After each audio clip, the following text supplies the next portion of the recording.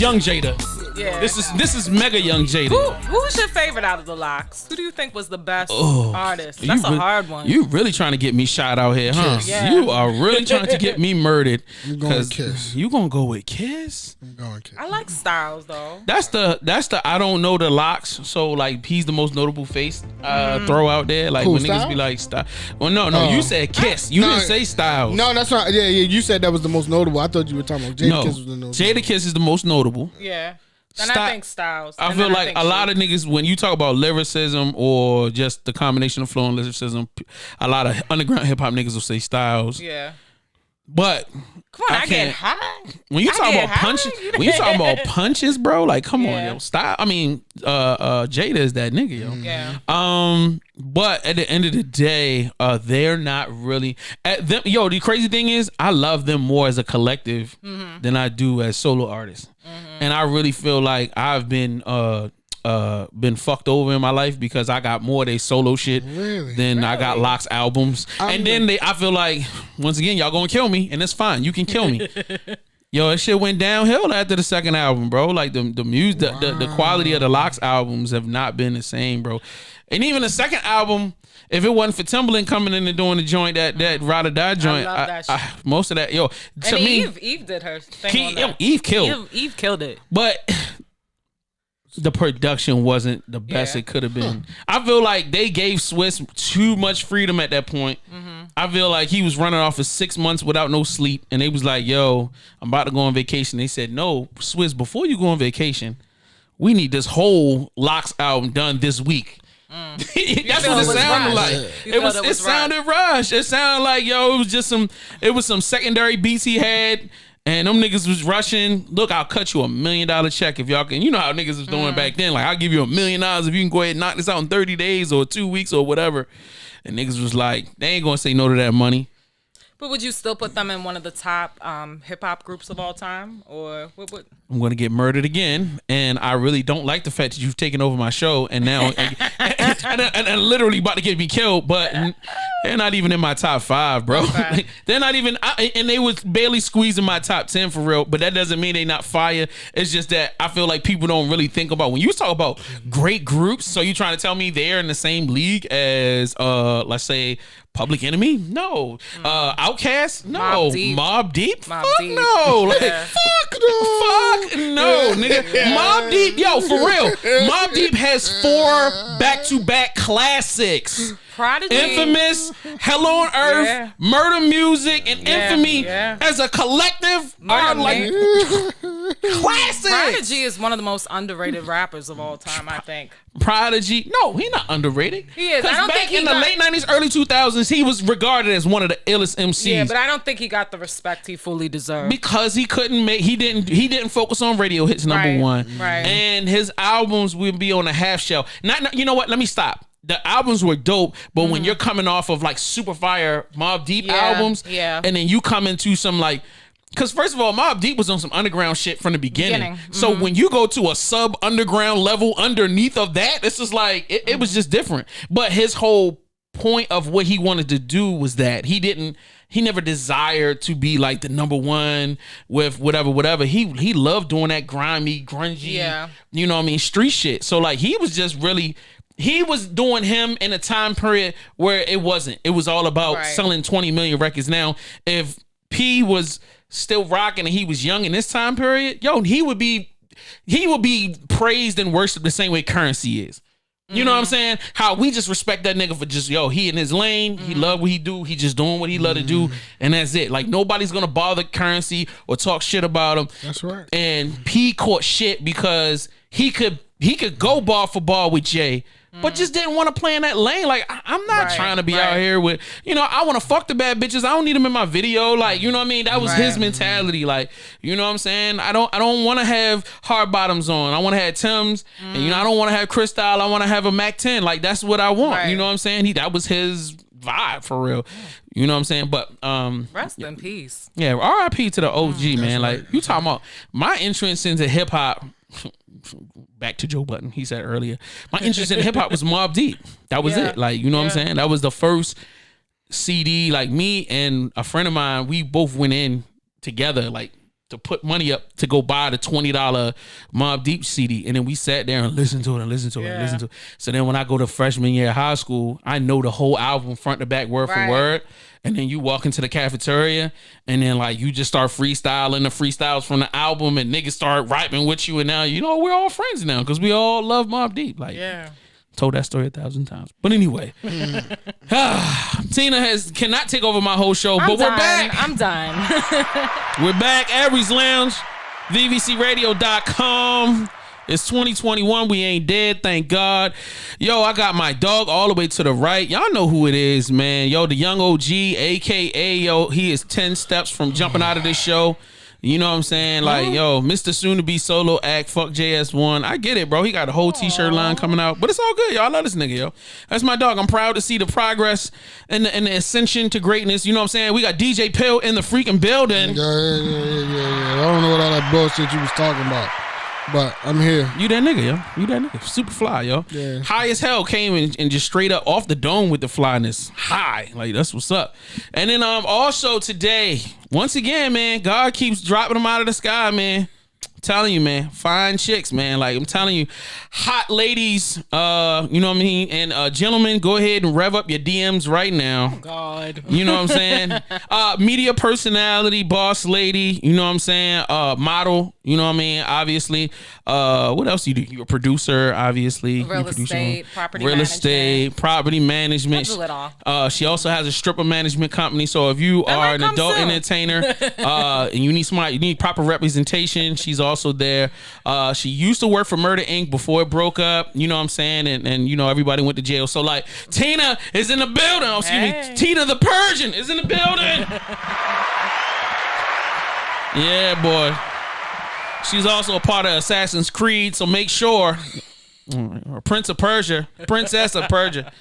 This is some bullshit. I don't know why I'm talking dumb shit. It was good. Though. I'm feeling good. I like that intro. I appreciate it. Thank you. I appreciate you coming through. Thank you. I'm so and happy you got dressed up like we somebody and you shit. You are somebody. She came in this motherfucker dressed. I'm like, what the Aries Lounge. I thought she was gonna come down this bitch with some Timbs on and a hoodie, like, you know what I mean? She said, I got cute for your show. I appreciate it. I appreciate it, yo. You know what I'm saying? I am single, so just in case you was asking yourself that you think you was gonna ask me. You ain't gotta ask me. That's fine. Like I was saying before, the big boys know how to feed them. I'm just saying. Look, is there not food over there that you did not eat yet? I'm not gonna lie. This is like the first podcast I came on and you have food waiting. So shouts out to you. I feel like I don't want people to come over and just be like with nothing for real. Usually people just have the alcohol, but you had the wings and everything. That's important. Yeah. Because you gotta be able, if you're gonna drink, you need something to absorb the alcohol. You still gotta go home afterwards. I mean, you're welcome to stay, but you probably got shit to do after this. So like, you know what I mean? I be thinking, and this is a tradition. Like even when guests weren't on, like it's always food, and that's our combination. Cause that's what's up. Cause we're fat. You know what I mean? Not you, but I'm saying me and Pill. I'm a little fat. It's cool. No. You're thick on purpose. We were talking. Fupas are making a comeback. Fupas are not making a comeback. Fupas have always been here. Let's go. That's right. Respect the Fupa. That's right. You know what I mean? Because under there, I guarantee you haven't is there. Hello. Guarantee. Hello. It's moist. I'm sorry. Anyway, so definitely moist. It's a great day here at Aries Lounge.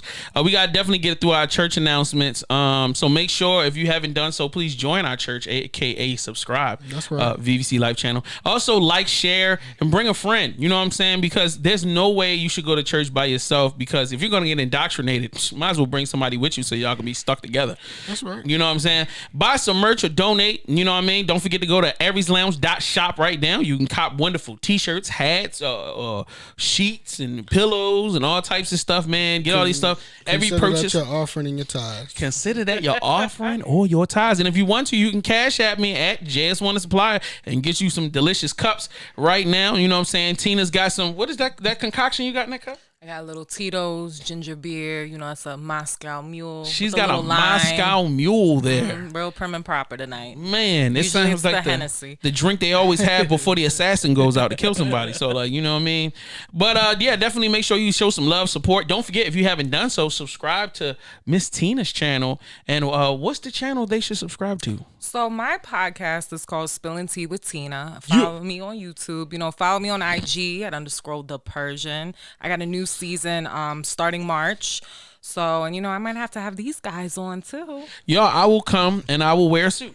Okay. Since you came dressed up on my show, I have to come dressed up for your show. Okay. All right. I'll come casket fresh. And I will have food. I'll have food and drinks.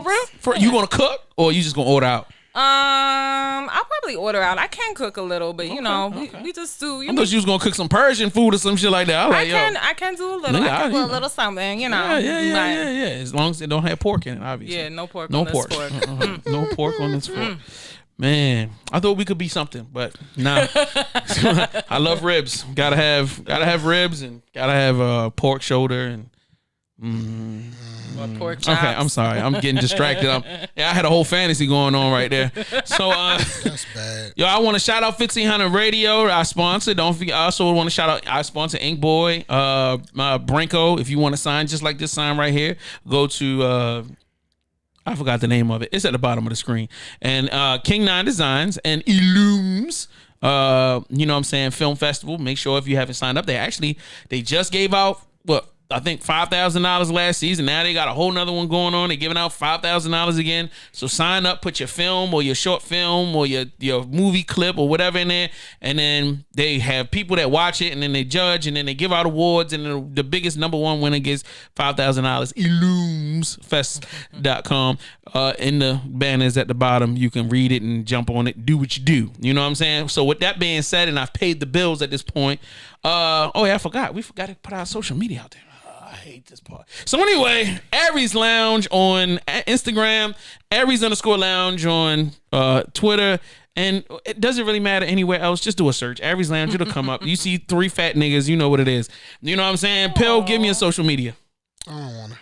Okay, I got you. Me neither. So Tina, throw your Instagram out there so they can follow you, and your Facebook if you are looking for a husband. Go ahead. I might be looking for a husband. You might be. I did cut off all my hoes recently. Hello. I did say my Instagram is _ the Persian, and then Facebook. I feel like Facebook is dry, but if you want to follow me, it's Tina Yagani. Follow me there. Yeah, that's my government. So that's an exotic last name. It is. It's Persian. Yeah. You know what that means? It means the one. Ooh. The one for what? I mean, it's like kind of talking about like in a religious sense, but it sounds good. That's like a good pickup line, right? Oh, okay. Yeah. You need me because I'm the one. They're gonna be like the one for. I'm pretty sure it's like talking about Allah, but it's cool. It's a Muslim last name. So. Oh, okay. You Muslim? Well, my mother is. So I had a confusing ass childhood. My mother is Catholic. Okay. She is white. She's Irish. I love Catholic people. And then my father is Muslim from Iran. This is great. That is very confusing. It's very confusing. So that's why I said no pork on this fork, but I drink like a fish. Okay, Hello. I love that. Yeah, cheers. With that shit. So which direction did you decide to go in? I kind of take things from both. She took the middle road.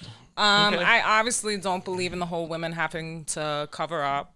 It's kind of crazy over there. Like, yeah, and you definitely don't want your clit cut off. So like, yeah, you can't go with that. Wow, they don't do that for real. Yes, they do. They don't do that over in Iran, but it's still like I actually have a half sister over there, and it's still like women don't have sex before they're married. Oh my god, you don't like date. You don't. It's still you live with your family till you're married. This is a great way to go. Mm-hmm. No, it's not. I would want all my daughters to be like that. Stay in your room, look at the wall. Oh my god! No. When the love of your life, when I bring you the love of your life, then yes. How do you know if you're gonna love them? Like, because when you see them and I tell you you love him, then you know to be in love. I like your accent, my friend. My friend. You, my daughter, you are in love now. Look at him, bang, Cupid. You know what I mean? Yeah. Nah. No, too confusing. All right, got you. All right. So. Group therapy time. You guys ready for some group therapy? No. All right. Damn, this nigga is really in his feelings today, bro. What's going on? Because I just came from group therapy. Oh, good. Well, now we're going back. Fuck. Hold on. Let me see if I can. There you go. I just need to find out where the other ones was at. It was at this moment that he knew. He fucked up. All right. That's the most important part. So, what stops us from falling in love and committing? And then... what is your individual process for fixing that thing? So I will give Tina a second because it sounds like she looking like she don't want to answer. So I'm gonna give her a second to let it, So Pill, what stops you from falling in love, man, and committing? Don't lie. Fuck. Come on, bro. This is real easy. Out of the three of us, you should have the simplest answer. What stops me from falling in love? Well, I have a child to think about. You know, I got a child to think about. So easy out. That's lit. Go stand behind the kid, yo. I ain't never seen nobody use a kid to deflect bullets. Yo, I hear you. Go do that, bro. Do that. Throw your son out in front of you. It's all his fault. I can't fall in love because blame it on the kid. That's right. I had unprotected sex that night, and now I'm just playing. That's right. It was after my birthday party, so it's technically my fault. I got a child to think about. He'll tell you. Yeah, that's real. 3/5 of Hennessy later. Yeah, right. And that's why he bad now. He's a Hennessy child. That is definitely a Hennessy child. All right. So you feel like the reason why you haven't been able to fall in love and commit is because of the baby? No, that's not why I feel like I won't make myself fall in love. You won't make yourself available emotionally. No, I can make myself available emotionally. No, but that's sex. I ain't talking about lust. No, you can make your lust available, but you're not making yourself emotionally available. I can, but you don't let yourself be vulnerable. I can, but there's a line to cross. You know, and my son is that line. Tina face right now. If you can see her face, she's got this whole thing going on right now. No, I'm kidding. Because she's ready to blow. Like that's real. He's thinking about his kid first. My son is that line because I can't. She's hiding behind her kid too. I can put myself in a fucked up situation. I can do that and I can pull myself out. But the second I put my child in a fucked up situation, then I'm a fucked up parent. Right. So I can't put my child in a fucked up situation because now I gotta dig myself out plus my son. Yeah, you gonna have to carry him while you dig yourself out. I got to. So if if me by myself, I'm in a fucked up situation. Right. Fuck it, I can live in my car. I can live in, you know what I'm saying? But if I put me and my child in a fucked up situation, I can't go live in my car. I can't go live in a shelter. I mean, I could, but now I'm looked at bad. Well, first of all, I'm looked at bad because I put my son in that situation. All right. Well, let me clarify something for you, and this is for everybody, including you, is that you cannot live your life by somebody else's definition. So, like, at the end of the day, fuck what people think. You know what I'm saying? As long as that little nigga getting fed and he got a roof over his head, you keeping him clean, and he learning. That's the only thing important. And there are times when niggas have to live in a car. There's times when niggas have to live in a shelter so they can find their way out to go to another. I actually have a family member who took herself, all four of her kids, and her mother, and slept in a hotel for 2 months so that she could maneuver herself into a new home. Like, sometimes you got to take the L so that you can move forward. You know what I'm saying? And even if it wasn't intentional and something got fucked up and you do it, guess what? You learn. And as long as you learn from it, I understand that, but you're coming from a mature state of mind. Okay. You know what I'm saying? Old nigga state of mind. I got you. I'm old. No, I mean, because I mean, because that sounds great. That sounds great when you say it. Correct. When you break it down that way, that sounds great. But from the outside looking in, it's like, what the fuck did he do? Until you break it down to, look, I did this, I fucked up, so I'm doing this, that, and the third to fix it. That's a fact. You got to break it down that way. Nobody's going to look at it that way. I got to break it down that way. I mean, for people to understand it. But I'm saying I feel you on that. But at the end of the day, when you making your moves, like, you know what I'm saying? And I guess this is more maturity. But like, it don't, you know what I mean? I'm not trying to break it down for other people. Like, I don't have to explain what I'm doing. This is from a 41-year-old man that's sitting on the couch right now recording a podcast. Is going to get probably 30 views, my nigga. Like, you know what I mean? You're gonna get more views than that. I mean, because you're on the show, right? So we gonna, you know what I mean? Niggas know what you look like, so they definitely tuning in to get that. Yeah, I mean, but like, you know what I'm saying? Yeah, I mean, that yeah, I mean. But at the end of the day, like, yo, I do what I do, and it's my purpose and what's important to me, and I can't be worried about what other people do. You know what I'm saying? And like, and that's that comes with age. That does come with getting old. Like I said, I thank God every day for 40, bro. Yeah. When I hit 40, I don't know, this whole, like, you know what I mean? You know, this whole Dalai Lama shit that I'm on right now, I don't know, it just came out of nowhere. And I was scared as shit before I turned 40, believe me. That was the only time in my life where I was scared of a birthday. And then once I got past it, I was like enlightened. And it's just been this enlightening process. I think as a single father or a single parent, period, you never want to be put into a situation where I might lose my child. You know what I'm saying? Yeah, I feel you. I have to play on that balancing beam. Not saying that that would ever happen, or not saying that the person that she would be that person to do that. Right. But I always, as a single parent, I gotta play on that balancing beam. That's a fact. You know what I'm saying? Because if I don't, then it is a possibility. You can lose. You know what I'm saying? Mm-hmm. Like I don't, and I don't never want to be me saying that is like, so I put us into a situation, and now we got to live in my car. There's no way possible that my son's going to sleep with me in my car. Yeah, there's no way possible. So then in the situation of me not having my parents still here, I would never see my son in that situation until I got into a place where I could see my son. So you got yourself more stable. Yeah, I would never see my son. So I would never ever. So as a single parent, I have to think that way. I got you. You know so like, all right. So just to sum it up, because you going on like 10 minutes on this, is that you kind of holding back because you want to make sure that it's right, so that the integration works out seamlessly, or at least as close to seamlessly as possible. Right. Okay. You know what I'm saying? I got you. And Miss Tina, what about yours? Do I need to read it again? Did you forget? I mean, no. For me, it's probably experience. Probably different things I went through. Experiences stop you from falling in love and committing? No, I mean, I'm open now. It took me a long time to be open. Okay. I have daddy issues. So I do have daddy issues. But it took me, I'm over them now. I'm in my 30s. 20s, I dated all the wrong type of men. Okay. I was engaged to the wrong man. Okay. I went through like crazy situations with men in my 20s because I was picking the wrong type of men. Got you. So now I'm kind of open, but it took a while because I have been through a lot of trauma with men. So now I'm open. Like, I'm not bitter at all. Like, some women get bitter. I'm not. I'm very open, but it took me a while to be open and forgive myself for making mistakes. Now more so, I would say it's my schedule. Like, you know, I'm trying to take over the world. You know how it is when you're like an entrepreneur, you're trying to chase your dreams. And you can't always get with someone who's a 9-to-5 type of person that doesn't understand.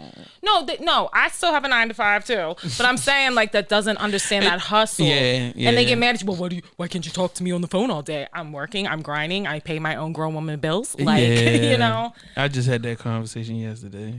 But you make time for what you want to make time for too. Yeah, that's true. But you couldn't say that in the moment because then, you know. Yeah. You let them raise their own assumption because then that gets you out of the hot water. Yeah. It's a balance. Oh, you done? Okay, my bad. Short and sweet for me, you know. I'm not sleeping. I'm not gonna go on here. I was getting because actually I was just waiting for you to finish because my follow up question was going to be, yo, when you say daddy issues, I've always wanted to kind of, are you comfortable talking about? Daddy issues? You know, now, I'm open. Let me clarify. I don't want to get into what strained the relationship between you and your father. I want to talk about the outcome. Yeah, no. All right. So what are the residual? What do you see when you look in the mirror as the residuals of, you know, the father issue? So it took me a long time to be this confident, to be this secure with myself. When I was a teenager and in my 20s, I had very low self-esteem. So mom didn't be like, yo, you was a bad bitch girl. She didn't do that. All right, my bad. So like I said, my mother's side is white. Okay. And I was like the little tan ethnic chubby kid who didn't look like anybody on my mom's side because my father is Persian. And this is pre-Instagram. So like everybody's like, what do you mean? Everybody loves chubby mulatto chicks. You know what I'm saying? I'm sorry, mulatto was disrespectful. Let me not say that. So, you know, trying to figure out where I fit in, and then for women, it's like your first love is your dad. And when you don't get that love from your father, I never had a positive male role model growing up. So I didn't really know how to get attention from men. I went the opposite. Like some girls who don't have dads, they want all the attention. I was like, nah, I don't need that. Like, but that's the worst. Yeah. And then I started dating all the wrong type of men. Right. You struggling because you don't know what's how to date. What's a good man? I didn't know what a good man was. You don't know how to date. Because I didn't have an example. Oh my God. You know? Yeah. So when did you really start dating? At what age? In high school, I started dating, but I mean, like, serious relationships, like living with a man. Well, they lived with me. Early 20s. Wait a minute, is that pop your collar worthy? It was. The Thank you. nigga was living with you? No, because I was stupid. I was okay. I just wanted to clarify. But I'm just saying. That, like, I'm just saying. You know, in my early 20s, I dated men that treated me like shit. Because I didn't know my worth in my early 20s. I just was like, oh, okay, he says he loves me, blah, blah, blah. And, you know, people can say stuff, but you got to go by actions. So I was definitely like back to back, like not healthy relationships in my 20s. And like the final one, I was just like, this is some crazy shit you're dealing with in this relationship. You got to learn how to love yourself. So do you not see the crazy or do you ignore the crazy? Because normally when I meet crazy people, it peaks out in the first meeting or conversation or... I think when you're young and you're stupid and you think you're in love, you see what you want to see. It's a projection. So you project onto that person. Now I can have one conversation and be like, oh, okay, don't call me. Yeah, facts. I'm good. I'm gonna hit you right back. Right, never blocked. But I think when you're in your 20s and you're coming from, I was looking for love in like all the wrong places. It was just like, oh, well, he's showing me attention. I never got that from a dad. I never had like positive male influences to say like, no, you're worth more than this. Don't let them treat you like this. You know, I'm a whole different beast now, but it took me like a while to get to this point. Now, that's weird because it's not weird. It's actually quite normal, everything you're saying. Right. But in my mind, the thing that makes the thing weird is because it's like, I've been around, there was a time in my life where I allowed, I define them as toxic people, to be around. You know what I'm saying? And I reveled in it. And I was just like, but I had to realize that number one, because I come from a very,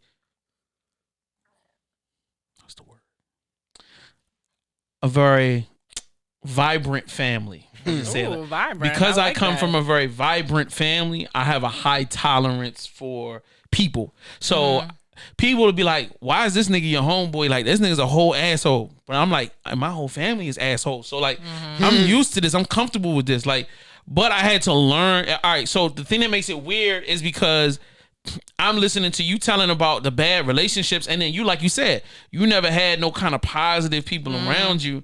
And it's just like, yo, that's so weird. Like, why don't we have a natural inclination to go, yo, nigga, you toxic, my nigga. Like, why? How is it that we get so wrapped up in toxicity and sometimes we don't realize it till it's too late, though. And then we be the only bright light out of the whole group. Yeah. Everybody in that bitch is just fucked up, and then we the only one that, and we be trying to like pump everybody up and make them feel positive and all that. It comes from a state of hurt, yo. Yeah. Because you want to hurt somebody else. No, that's not true. No, that is. I'm not going to be around a whole bunch of because you know what it that's is. Where it's toxicity not. Comes from. Oh no. I'm not trying to figure out why toxic niggas is toxic. I'm trying to find out why is it that good people will surround themselves with toxic people. But the reason why, I will give one reason why, is that we, like, most really good people are healers. And they love to help people. So like, you end up surrounding yourself with people that always need help. And number one, because you're happy in service, number one. And number two, it makes you more fulfilled to see that person elevate. When you can help somebody get to another place, it makes you feel good. Makes you feel good. Not in an arrogant way, like, yo, I built you, my nigga. Like, yo, you are nothing besides. No, but it's just like, yo, I'm happy to see you doing well because you seen that person go through pain, and it's nice to see that person go through light. You know what I mean? And come out of the tunnel. And it's like, yo, that's what's up, man. Like now, and then you be thinking, now we can all be in the light together, and then you'll bring a nigga work that way. Yeah, because you bring a nigga out of the tunnel, and guess what? They go right back in that motherfucker. Right? Break light. They duck back in, and you be like, fuck. So like, you know what I'm saying? That's why I was like, yo, shit is weird, because like I understand. You know what I'm saying? As a chubby nigga myself, you know what I'm saying? Didn't have the toxic. Did I have toxic? I can't answer whether or not that's toxic. I can't answer whether or not my relationships were toxic, because there was never any violence or anything inappropriate that happened. I was just living in a different lifestyle. But I remember having friends, surrounding myself with a lot of friends that just weren't productive people. And then, like you said, because it's not that I had low self-esteem. For me, It's just that I'm like I said, got that family. And with me, blood, like I come from a family where blood is everything. My family might as well be fucking Italians, nigga. Like we stick together. We don't give a fuck what you do. You done sold cocaine, or you a doctorate, or family. It doesn't. You just family, and we fuck with each other regardless. So then, like, I kind of choose my friends and represent my friends the same way I do my family. It's just like, yo, if you part of this, you're for life. You're a good person. That doesn't mean you're a good person. It sucks. But, it does suck to be a good person sometimes. Because now you got niggas that you done committed to. Yeah. They not even committed to you the same way. But you gotta know when to cut them off. And you gotta know when to cut. And you gotta know why. And because I tell people, you can cut somebody off, but if you don't know why, you about to let that nigga back in 2 months later, or you bored, or it's just like you lose to some loving. So the dick you was used to, but then, so you got bored and you just let but the dick is good. Come on over. I done had demon dick. I've been there too. You know what I'm saying? You know what I mean? Like, hey man, I'm telling you, a couple months ago, I gave her some really good vagina, my nigga. Like, it was definitely the questioning yourself. Go, why am I letting this go? Oh, toxic. Yeah. Okay, you gotta let it go. Even though I be wanting to call, I still got it in my phone. I was like, nah, I'll deal with them. Okay, you know what? Just shut your fucking mouth, Jay. So anyway, how do you fix it? How did you go? What was the process you went to fixing it? I realized what I was doing wasn't healthy. How? Was it drinking? Was it smoke weed? Or no, I'm therapy. Saying I didn't go to therapy. I mean, I think therapy is great for some people. For me, I just can't see myself in therapy. Maybe a lesbian transitional time period. So you was with this girl. That's cute. No, didn't work. All right, my bad. No, I mean, my last situation in my 20s, it was like really bad. Like I literally almost lost my life in that relationship. And I was like, what are you doing? Like, what are you doing? Like, you at the ICU and shit. You know, and all these fucking things you try to. No. It was a serious, crazy situation I was in, and it just got to a point. I was like, so you was in witness protection. Going, no, I was never. How the fuck? This I Tina was not my original name, but that's my real name. No, I was never in witness protection.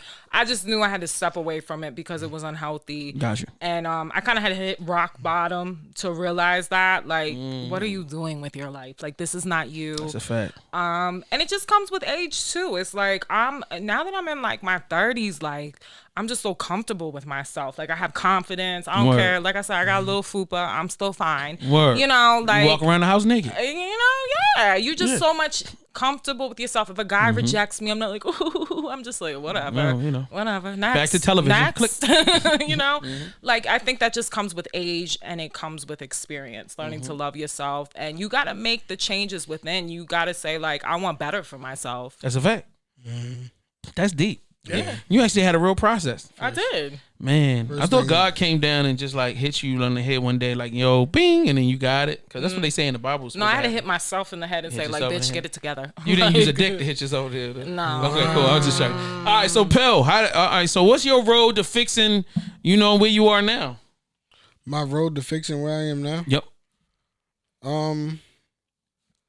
Just keep growing. Keep growing and keep learning. Because I got to understand that because I've learned what I've learned, learning doesn't stop. You know what I'm saying? So I gotta keep learning, keep growing, and because I hit that rough patch, don't mean there's not another rough patch to come. So and I gotta learn my way out of that too. Like life is not, you can't give up in life. You know what I'm saying? You give up in life, then what the fuck did you live it for? You know what I'm saying? So it just, so I mean. That's just like being in a relationship. Relationship ain't supposed to be cookies and cream. You know what I'm saying? If you ain't gonna be in gems. I told you. Cookies and cream. Yo, he on one, y'all. He is on one. I don't know. I don't know what. Can you say it one more time? What was you smoking, yo? Say it for the bitches in the back. Yo, I just want you to know, Tina, he got a lot of chicks, bro. Yo, relationships is not cookies and cream, man. If it's Rocky Road. If you don't, facts.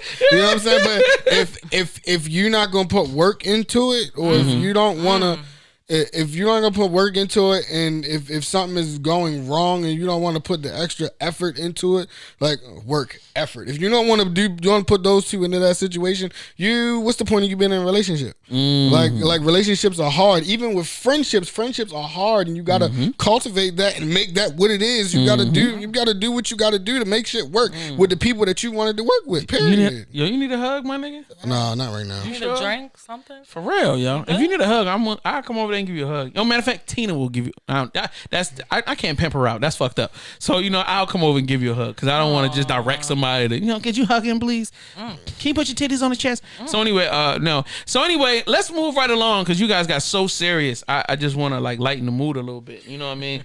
I didn't know it was gonna be this deep. Like this really was group therapy. I didn't even know. I thought it was gonna be some stupid shit. Like what's got me even falling in love? Like yo, Bonquisha just won't even just let me get it in the butt. Like I'm like, oh man, yo lube. You know what I'm saying? A butt plug and you know what I'm saying? Some slow music. So that's what I thought it was gonna be. I didn't know it was gonna be that bad. I'm sorry. Take your time. You got it. Take your time. No, I understand. I understand. That was a whole statement. A whole laugh. Yeah. I'm sorry. I didn't even pre-think. I don't pre-think. I just be like, whatever comes up, comes out. You know what I'm saying? And a lot of women say that after the butthole sex. So anyway, E! News, entertainment news. Bobby Smurda is released from prison. Should I hand clap? It's home. Yeah, hand clap. It's home. He was in there for 6 years, right? Yeah. 6 years. The greatest gangster that ever lived on planet Earth. Yo, he killed 600 niggas. Yo, he got 17 Maybachs. Yo, he shipped 400,000 bricks across the border from coast to coast. He just got out of jail. You trying to send him back? Nah, yo, I'm just trying to let y'all know it's Smurda. Why snitching? Jesus. Just want to let y'all know it's Smurda. Man, they do 10 documentaries on this nigga. They got 2 TV shows coming out. They don't have 2 TV shows coming out? No. It's Bobby Smurda. Y'all didn't know? Yeah. No. My bad. So why do we give a fuck that this little nigga got released from jail? It was he had one of the hottest songs in the That's the reason why we happy he released from jail. Well, no, I mean, because he had 2 hot songs, I think. Right? He was like the theme song for the gay community. He kind of went out at it. He kind of went out at his peak. You know what I'm saying? Like it was like he was called Hot Nigga. He was hot. Like he was hot. Yeah. And then he went out. And it was just like, yo, how you gonna drop these bangers and then leave? You really think that's the reason why we're so amped that he got out of jail? I mean, that has nothing to do with the records. None of that. Okay. No. It has everything to do with some street shit that most of us don't know shit about, but we seem to get wrapped up in it. Why are we so wrapped up in the shit that we don't know nothing about? Like, I don't know nothing about it. I know the only thing I know is that he didn't snitch. Snitch on who? About what? What happened? But no, niggas like, yo, we can't talk about it. The fuck you mean? So why the fuck you bringing this nigga up? Like, yo, because he the shit. But why is he the shit? Yo, we can't talk about it. What the? Yeah, because he didn't snitch. Get the fuck out of here, yo. Take this nigga. Get him some fucking ham hocks and wings. Get him some pussy and get him the fuck off my gram, my nigga. Like, God damn. I'm sorry. Oh, come on. It seems like I'm upset. I'm just saying. Yeah, I'm not upset, but I am. I mean, we're in the Tekashi 6ix9ine generation. I mean, where they're like, you would have done the same thing. You would have snitched. I'm like, what? Not a street nigga, but I don't know. But I'm saying like the whole Tekashi thing. So you have someone who did. That's the thing. A civilian, reporting a crime, that's something different. When you're making the calls to do the hits and then you snitch on the people involved in it that you were also involved in, that's a snitch. But they slept with his girl. It doesn't matter. Slept with his girl. They beat up his mother. I don't know. To me, Tekashi's real fraudulent to me, and I think a lot of rappers are. A lot of rappers are. Oh, we're gonna do that discussion today? No, let's not. No. Is that what we're doing? But I'm saying, I think Bobby, he held it down like a man. Most rappers. He held it down. He didn't snitch on people. He did his time like a man and came out. So I think that's why people don't want to see people sit in jail. It's good to see them get out of jail. That's right. Okay. Come on, but I didn't see him while he was in jail. Yeah, but this system in this country, the justice system is messed up. Okay. So it's good to see him out of jail. When you're talking from that perspective, hey, welcome home, buddy. Yeah, get some oxtails and some tail. You know what I mean? For that, I salute you, my nigga. Tail. Yeah, some oxtail and some tail. Oxtail No, and tail. not. I'm just saying 6 years, like. I mean, obviously you don't want some tail. Like that's not really a. I don't know. I don't know if you're into girls or not, but like you know what I'm saying. If I was locked up 6 years, I'd probably be getting tail. you know, like what do you do for 6 years? Wow, that's crazy. I've got the perfect button. Why are you gay? Why are you gay? You are gay. And you are gay. That's it. I'm just. Well, I'm she just said. saying. She said Why Bobby are you Smurda. gay? I mean, that's what I'm saying. I'm just saying 6 years is a long time. You are gay. That's right. So okay, wow. I'm talking about from a female perspective, like it's easier. A lot of guys in jail mess with like the the COs and everything. So did you just say that all females are bisexual? I think it's more acceptable for women to be bisexual than men. Why are you gay? You are gay. I think women have a little bit of. I think all women have a little bit of bisexual. They're bi-curious. I love this conversation, by the way. I don't know how we slid from jail nigga shit to all girls are bisexual, but I love this. Let's go. But I just said that, and a female said, no, that's not possible. Why are you gay? I think it's true. I think it's not possible. I don't like females. I'll never sleep with a female. I'll never touch a female. I just had that conversation with her. But she'll go over her homegirl house and then the homegirl will get buck naked in front of her. She'll jiggle her titties and grab her on her ass and be like, "Oh yeah, girl, you look so fine." But you ain't gay and you ain't trying to touch no girl. I think all women have it in them. Just a little. They might not act on, but they have a little curiousness in them. You know. When was the last time you were with a? I'm just saying. I mean, can you tell us anything about the encounter? Or I mean, I get women that hit on me all the time. But I'm saying when you hit on them, like when there was mutual hits, and then a little finger action and a little kissing. I prefer penis, but so there was penis there when it happened. I'm trying to get the details. Come on, man! Like stop giving me the political answer. Come on now, you. I plead the fifth. Yeah, there you go. Hey, Pil, get us some more Tito's. You know what I'm saying? Like we obviously we haven't drunken enough. I got some tequila over there if you want some of that too. Like you know what I mean. Mm-hmm. I'm just saying. I mean, anything for the story. You know what I mean? I got some cigars if you want to get you in a hole. I do like cigars. You do? I do. Yo, come on, man. I told you I'm single, man. Stop all of that. Look, just get straight to the point with me. Like, I don't need you to play around. Like, if you just say you want to go out. You ain't got to do that. Oh, my God. You know what I'm saying? All right, so let's get back to the news. So we've all decided that Bobby Smurda, thank you for explaining. I was getting annoyed because, and I'm only annoyed because I'm not a street dude. Stop selling me. I'm not trying to buy, bro. I'm good. I don't need none of it. I didn't buy the cocaine. I didn't buy the weed. I didn't sell it. Yo, I ain't, you know what I mean? Like, you never bought the weed. Be honest. Okay. I sold weed, but I didn't. I bought it for the purpose of making money. But thank God I have friends. I think I bought some, I'm about to say some stupid shit, but I can't. So let's just move off of that subject. Meg The Stallion is dating Pardi Fontaine. Yes. Wow. Pardi Fontaine is being sued by Cardi B. Good job. Can we call this a conflict of homegirlness? Yeah. I would. Good job, Pardi Fontaine. You're doing a great job. See what happens when you deal with. Never mind. So, are we okay? So I haven't heard one person complain, and this is called progress. They're not going to. No. I'm just Okay. I'm about to make some real ignorant shit come out right now. All right. So Meg done been through a whole. Whoa! Don't do that. Don't do that to my Aquarius sister. My Stallion sister. She done trained through about six industry niggas in the last couple years, bro. She done been through a bunch of dudes. She been through a bunch of dudes. Who can we really tie her to? Tory Lanez. Who else? Who else? Name names. Why do we do this to women? We don't do this. How many people can we tie Future I do this to to? niggas. We can do this to niggas all the time. They try to give shit to Meg The Stallion's ex. What's his name? Moneybagg Yo. Because every time he gets seen with a chick, you know what I mean? But he be scooping. Yo, he be scooping. Like, I like Moneybagg because he be scooping the oddball out of the bunch. Like, she a cute, fatty, sexy joint. But it'd be like, it's not the normal kind of like, yo, every nigga's going with it.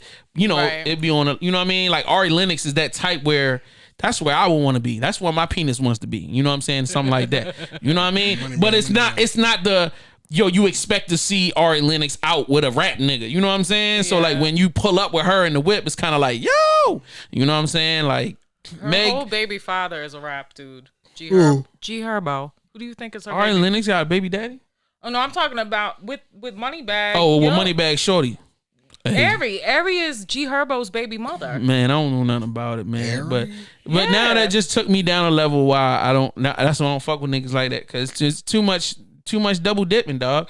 There's a billion women out here. Y'all niggas be trying to dip and dab on the same chicks all day, like. But I think that's what they do in Hollywood. Everyone just kind of messes with everybody. It really is kind of a small circle. That's disgusting.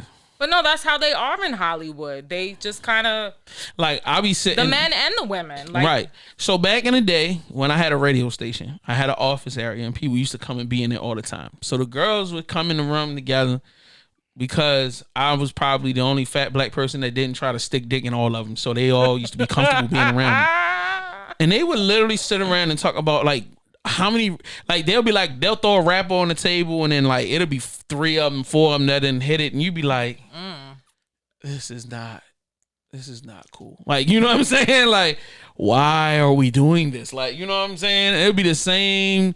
Like the dude will go from one little media chick to another little media chick, and it'd be like, no one ever mentioned my name, did they? Like, I'm kidding. I don't know. Did they?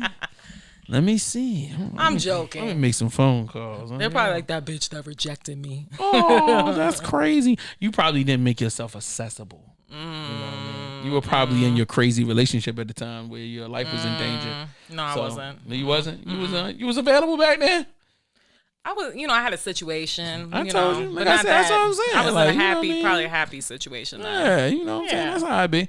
So, you know what I mean? I always get weirded out by that. Like, yo, like there's other chicks that don't be doing media. Like, niggas would be like, oh, you ain't never get at blah. And I'd be like, but there's lots of girls over here with way lower self-esteem that I could get at. Like, why would I want to...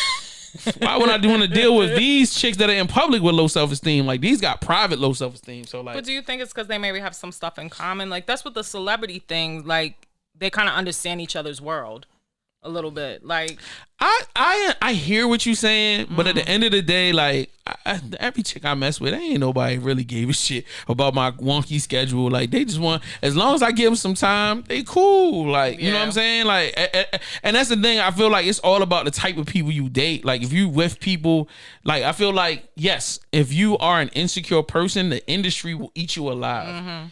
You know what I'm saying? And I'm not saying they're gonna eat me alive, but if my girl insecure and she see me on the show with you, and who is that bitch? Like, where did you know her from? Like, yeah, I known her for a couple years now. Oh, you ain't never mentioned her to me. Wow. Where did the snowflake come from? You be like, yo, calm the fuck down. No, she was on your couch at your house and I wasn't. You be like, oh.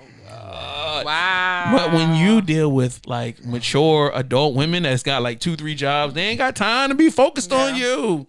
I'll be like, honey, did you see the episode? What? My podcast. You got a podcast? Shorty, we been together 6 months. What I say? I don't care. And you be like, oh, that's not good either. She be like, you want some head? Yes, I do. Yes, fuck that podcast. You know what I'm saying? Go ahead and take the shirt off. Like, you know what I'm saying? Like, but I've had guys insecure that I've been with. Oh yeah, tons of guys. Guys are way more insecure than women are. They'll just like on my social, who's this guy under your comments? I don't know him. I don't even follow him. Bro, I didn't even like his shit. The gay shit that women tell me that dudes be doing, that type of shit. First of all, why are you in shorty comments? Like, why? I don't even be on. Like, I don't even know. That's crazy because a lot of chicks I date don't even be having social media. And it's not like I'm looking for them. I just meet them. Like, I be really finding these. I feel like people are weird that don't have a social media. What are they hiding? I'm just saying, like, when men don't have it, they're usually hiding because they're usually hiding a family. First of all, I don't have a social media. Whole time they do. Shorty got a, so she can have a social media and still hide the family. I don't know where the hell. Yeah, no, guys do that too. You don't know till Valentine's Day or Christmas or. That he got. But why does social media mean that we have to do that? Somebody's hiding in my something? Experience. Social media is really a lot of people hurting these streets. So this is like my whole shack apartment. That's what I do. This is where I keep the hoes at. I like the way you think, Tina. I gotta implement. I saw some under the couch before I came in. That's a fact. This dude pull out into a bed. You must have been on a couple of them. Just playing. I'm saying pull out couches. You've had sex on No. You've never had sex on a pull-out couch? I don't think I have. I've had sex in some weird places. The bouginess right now. No, I'm just saying. I mean, I've been in a hotel with a pulled-out couch. Hello. I'm just saying. I don't think I really. I don't know. Y'all never switched from the bed to the couch to the chair to on the floor. Like, I don't think so. Girl, you got fupa. That was you. You got fupa. You got fupa. There's been some bear action. Come on, yo, stop playing. No, I've had sex in some weird you know places. What I'm saying? Exactly. I have, you know but I just don't think I have on a pull-out couch. For clarification, those big people, we move around. We can't just do the same sex position because shit gets hot. So we need to move so that their areas need to cool down. You know what I'm saying? Like, and I can't hold myself up and do all this shit. So we gotta, you know what I mean? Before I get a fucking Charlie horse here or pull a back string there or some shit. That's if I'm performing. That's real shit. I'm just being honest. Stop. Yo, you know what? I'm done with you. So anyway, DM's gonna be up. I see how you fucking hold down Meg by changing the subject, but all right. Pardi Fontaine, I don't care. If you know who he is, great. If you don't, it is not important. Meg The Stallion has sex with a lot of dudes. Congratulations to Meg. You don't know that. I don't care. Stop. I don't care. But you know what? I love the fact, Meg Cameron one. I love you. And let me tell you why I love you, Meg. Because you'll fuck a short nigga that's going bald. You'll fuck a tall, goofy, doofy nigga that got a lot of tattoos. You'll fuck a nigga who can't barely talk. Yo, obviously you don't give a fuck. No. She ain't been with a fat nigga yet. She might have. She's an Aquarius. Listen. I hope so. What does that mean? I'm an Aquarius. I get what? her. No, we give people chances. We do. Don't do this to me just because I'm on Aries Lounge, okay? Can I just rep for the Aquarius? I love the fact that she remembered the name of the show. Nobody else does that. All right. I know. We're not important. I told you when you first came in the door, nobody cares. Unless they need to promote a product, so then that's when they come. I like Megan. It's Aquarius women. We are not the easiest women to love. We aren't. Why you say that? Because we're very we're lovable people, but we're not the most emotional women. We're not. Aquarius is just. I don't understand. Period. We're not. Wouldn't that make the perfect woman if you? You would think, but guys get Aquarius women. They have some like kind of masculine traits, like they kind of act like guys in a sense. Okay. But like it just takes a moment to like get in with us. Like we kind of like people will think like we're just kind of standoffish or like it just takes a moment for you to like get in with an Aquarius. So once I'm in, nope. Can I cry instead of you cry? That's because you're a Scorpio. And Scorpios and Aquariuses. Nope. I don't know. Nope. I did a whole video. Shout out to my boy Mike Even for his Scorpio video. Oh, that was you. That was me. That's my favorite. I loved that song when I first saw it. Yes, that's me at the end. When I you. said I don't like you. That's right. Toxic. I don't like you. That's right. So my question is, since you're not the emotional one, can I be the one that be emotional in the relationship? So if you and I date, can I just cry in your lap and be a bitch? We're not gonna like. We don't like. I'll still shoot somebody. Dudes. We'll still fight. Yeah, I'll still fight somebody for you, but I just want to cry. No, but we need like a little bit. You need ultra masculine. We like manly men, but we want you to be like all about us. But we are not the most emotional women. I'm all about you. I just need to cry in your lap real quick. We're just awkward with emotions. Aquariuses are famous for that. I didn't say you needed to respond. I just wanted to cry in your lap. Is it okay? Can I cry in your lap? Like, it depends what you would be crying about. If you lost someone you love, okay. If you're just crying because you had a hard day. Why would I cry because I lost? Oh, I'm sorry. That's what's supposed to happen. All right. I don't know. Maybe I don't know. Maybe like you ever took a shit at 4 a.m. and it was like mad painful and it took you like 45 minutes to get this little teeny pebble out of your ass. So your ass kind of hurts, your stomach is hurting because you really was pushing hard. You was holding the toilet and everything. It was like, and you just, and then your legs fell asleep and shit. So like you had to stand up. So your legs, you trying to get your legs together, your stomach hurt and you just want to cry, yo. It was a hard moment. And you want to crawl back in bed and you just want to fucking cry because I get it. That's it. I don't. I think I get it. Don't lie to him like that. Like, please don't lie to him. Like, I'm gonna just go with that. Please, because he's the only one that's probably been in that situation. But it really happened. But anyway, yo, I like them hate the together. fact that you laugh at my pain. Like, you know what I'm saying? That was a real. It happens like once every 6 months to a year. Like you'll have a crazy grumpy at 4 a.m. It wakes you up out of your sleep. You never had no like sharp pain in your gut. I get you. Damn. I don't know. Maybe you need some prune juice. Maybe you need to probably a probiotic. I don't know. Probably. That's true. I probably need a flush out. You know what I mean? Colon colonic. Yeah. Shout out to Bethany Ben. She told me she need to get colonics. All right. So Jay-Z allows Moet Hennessy to purchase half of his champagne company, Armand de Branc, which creates Ace of Spades. So number one, I would like to say something. Camera one, all of the media outlets who are early on this, but a black media outlet, so y'all fucked it up. Y'all need to fucking do better research, and y'all need to like title your shit better. Cause like at 7:00 this morning when I'm looking at shit, the thing said Jay-Z buys a champagne, buys 50% of a champagne company, and I'm like, Jay-Z owned the company 100%. He sold half to Moet Hennessy. Okay, he already owned the company outright. 100% of the company. He sold half of the company to Hennessy Moet because they said that they have a better distribution chain and they have a better production chain because they've been doing it for over 100 years. And also, it gives him the ability to sell more product, and he might be able to either lower the price point or keep the price point the same, make more money, and him have to do less work. Damn, thank you. I was wondering why he did that. In addition to that, if you know Jay-Z the way I know Jay-Z, a lot of times when he gives up something, he's actually taking a lot more in return. Right. So he probably gave them 50%, but he probably has some equity in Moet Hennessy on the low without saying shit. Got you. You know what I'm saying? Or a board of directors seat. You know what I'm saying? This is smart. He one of them type niggas because at the end of the day, he didn't need to do it. Yeah, he didn't. Their money moves. Yeah, the money moves be crazy, bro. And just room moving. Like, it's just different when you being able to walk into different rooms and to have access to those resources. You know what I mean? Like, yo, he do a lot of crazy stuff. So, like, shout out to him for that. Jay, can we get a less expensive Ace? Can we get like maybe a $89 bottle? Something for the middle class. For the for the low class, like low. Because that $250 bottle, I'm like, yeah, because you know champagne don't last long. You know what I'm saying? If champagne was like Hennessy, then, I'm not a big champagne person. I'm not either. It doesn't get me drunk, and it just hurts my stomach. I wish I could say the same thing, but yeah, champagne not my favorite. That's not the first time I heard that people say champagne makes your stomach hurt. It gives me a headache. I always get now that it will do. It'll give me a headache. I get more like a high versus a drunk because it goes straight to my head. Yeah, you know what I'm saying? It's a weird drunk. Give me liquor. I don't like. Yes, liquor. Love liquor. Love liquor. Did you need some more Tito's? Are you good? You all right? Cool. I might need a little bit more. A little bit more. Okay. Good. Daft Punk breaks up. Okay, all right, let's move on. Kim Kardashian officially files for divorce from Kanye West. Are we surprised? What a bad day in history. Am I surprised? Yeah, I am.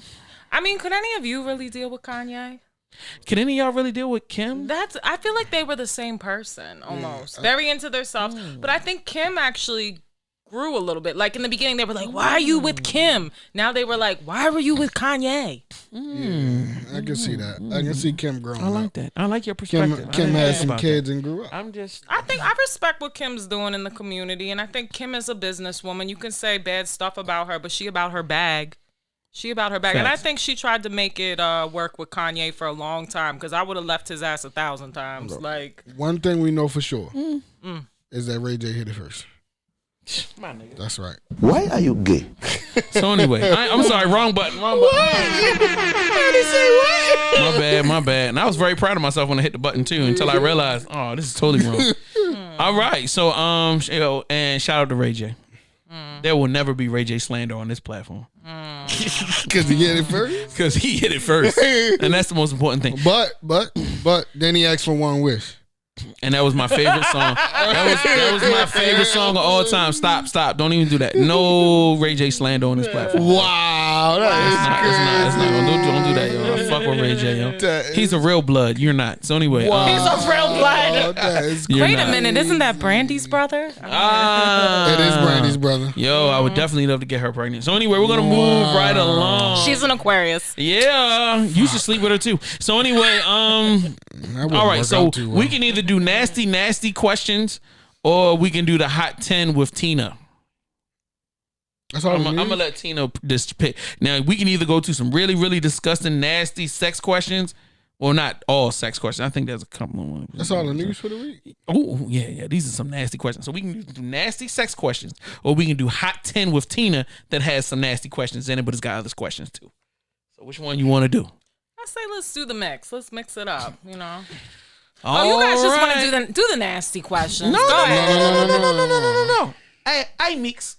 No worries. I mix. All right. Number one question was what's your ethnic background? But I wanted to know for myself, and you told me off air. But I think you said it on air too. Yeah. You already said that already. So that question is down. One question down. So let me go back to the first question on the nasty. Where do you draw the line in the bedroom? How kinky can it get? Tell me the point where you go, nah, nigga, I can't do that. Oh, you ain't gonna say nigga, but nah, my dog, I can't. You know what I'm saying? Like, where do you go? All right, this is just. I mean, anything like when he pull your foot out and just start sucking on that bitch. Is that where it goes? She like that too shit. much. I've had someone I've had guys try to suck my toes before. I don't know. I don't really like that. Yo, I had a girl try to do that shit. That's disgusting. And my feet are disgusting, bro. Like, what are you doing? My feet are nice, but I'm just like, I don't know. And then I've had a guy like ask me to suck his toes. I was like, you're crazy. And his feet were like, they weren't bad, but I was like, they weren't sexy. I'm like, they weren't lickable. Were they lotion or was they ashy? They were a little ashy. Shout out to that nigga. Ashy toes talking about lick my toes. I was like, nah, y'all niggas is That's different. like Black Rob about this bitch, nigga. All right, anyway. You had to be a hip hop head to Y'all understand. niggas is different. All right, so that's where you draw the line. The toe sucking, that's where you like. I had a guy ask if he could pee on me before. Did you let it ride though? No, I didn't. I couldn't do it. I'm not. Listen, I'm an open person, and also with age. Were y'all in the shower? No, they I was in the bed. All right, was y'all in you're the not bed? peeing in my. Like, that's disgusting. Y'all was in the bed. He wanted to pee in the bed. He was Why weird. he ain't just be He like, yo, got baby, cut let's off. get the shower and then. Yeah, no, he was like, I like doing this. I was like, I don't like. That's just weird in my bed. That's definitely a hard line draw, right? And he there. ended up being psychotic. Like, he stalked me. He asked you to pee on you. I know. I was like, bed. after that, I was like, no, can't do it. And he had the ashy toes on top of that. It was the same guy. It was the same guy. Oh, and he it's was funny. crazy. It's funny because he's actually he was a media personality. You might know him, but I'm not. You know. You gotta tell me off air. I'll tell you off air. But he ended up being real crazy. Like I broke it off with him. There's many of them. He tried That's to. what I'm saying here, Pill. Like, who we know that's crazy? Like, He a bunch of crazy. literally like tried to run me off the road because I didn't want to deal with like crazy. Damn, he Crazy. probably need to piss real bad. He's a media person or is he a rapper? He's a media person. Fuck. Dirty Rice. I was like, Oh, that's my boy. No, That's my boy. I know it's not. I know it's not. That's Figured funny it as out. shit. That's funny as shit. Yeah, Dirty. I like, damn, Dirty, you really doing the dirty like that, huh? All right, Pill. Let me ask you that same question. Where do you draw the line in the bedroom, man? Where's the kink? Where's the kink go? Like, where are you like, can't do it, babe? Fuck. He's a Scorpio. He's like, there's no cutoff. So when Shorty slide her hand around and grab your butt cheek and then slide that one finger in, you just like, yeah, go ahead. Okay, there you go. That's the draw. We were just talking about Kanye. There's the draw. There's the draw. Yo, she wrong for that. There's the draw. There it Is is. that what they call? They calling it a Kanye now? When she gives you a that's Kanye? There's the draw. There's the I was draw. like, yo, I thought it was called a puppet. Like, There's you the know what I'm draw. saying? Don't stick anything in my ass. There's a draw. There you go. Damn, not even a colonic, huh? Nah. There's the draw. There we go. Don't touch my ass. Don't. Yeah, I would have to agree. Never mind. I don't like anything near my derriere. I am the definition of vanilla. You ever had a girl toss your salad? Nah, don't put your. You cannot go no lower than my balls. That's it. So Not like, to the tank. Nah, bro. Stay your mouth away from there. You know what I mean? Because that's next stop is Brown Town. Like, I don't want you nowhere near. I don't want you nowhere near that. Yeah. All right. Now I was gonna say like kink. What kink? I mean, a girl tried to suck my toes. It was just wet and not really fun. It's the weirdest thing. It just turns me off. But when every chick does it, because I got man tits. Stop grabbing my nipples like it's going to do something. It's not doing anything. It's like they trying to turn on a broke television. They be slamming like like it's a controller. Like, nigga, fuck out of here. This shit is not. Like, you're irritating me right now. Like, yo, the dick is here. I'm sorry.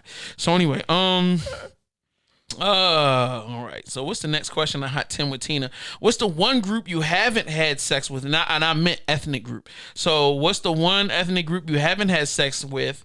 You would like to have sex with, and why? I've never had sex with an Asian man. I always wanted to have sex with an Asian woman. I just want to. Oh my God! And you know the funny thing, like I'm so glad you cleaned that up. I've always wanted to have sex with an Asian. I said Asian woman. I said Asian woman. Asian woman. You just got too excited when she said Asian man. It was, oh my God! I always wanted to.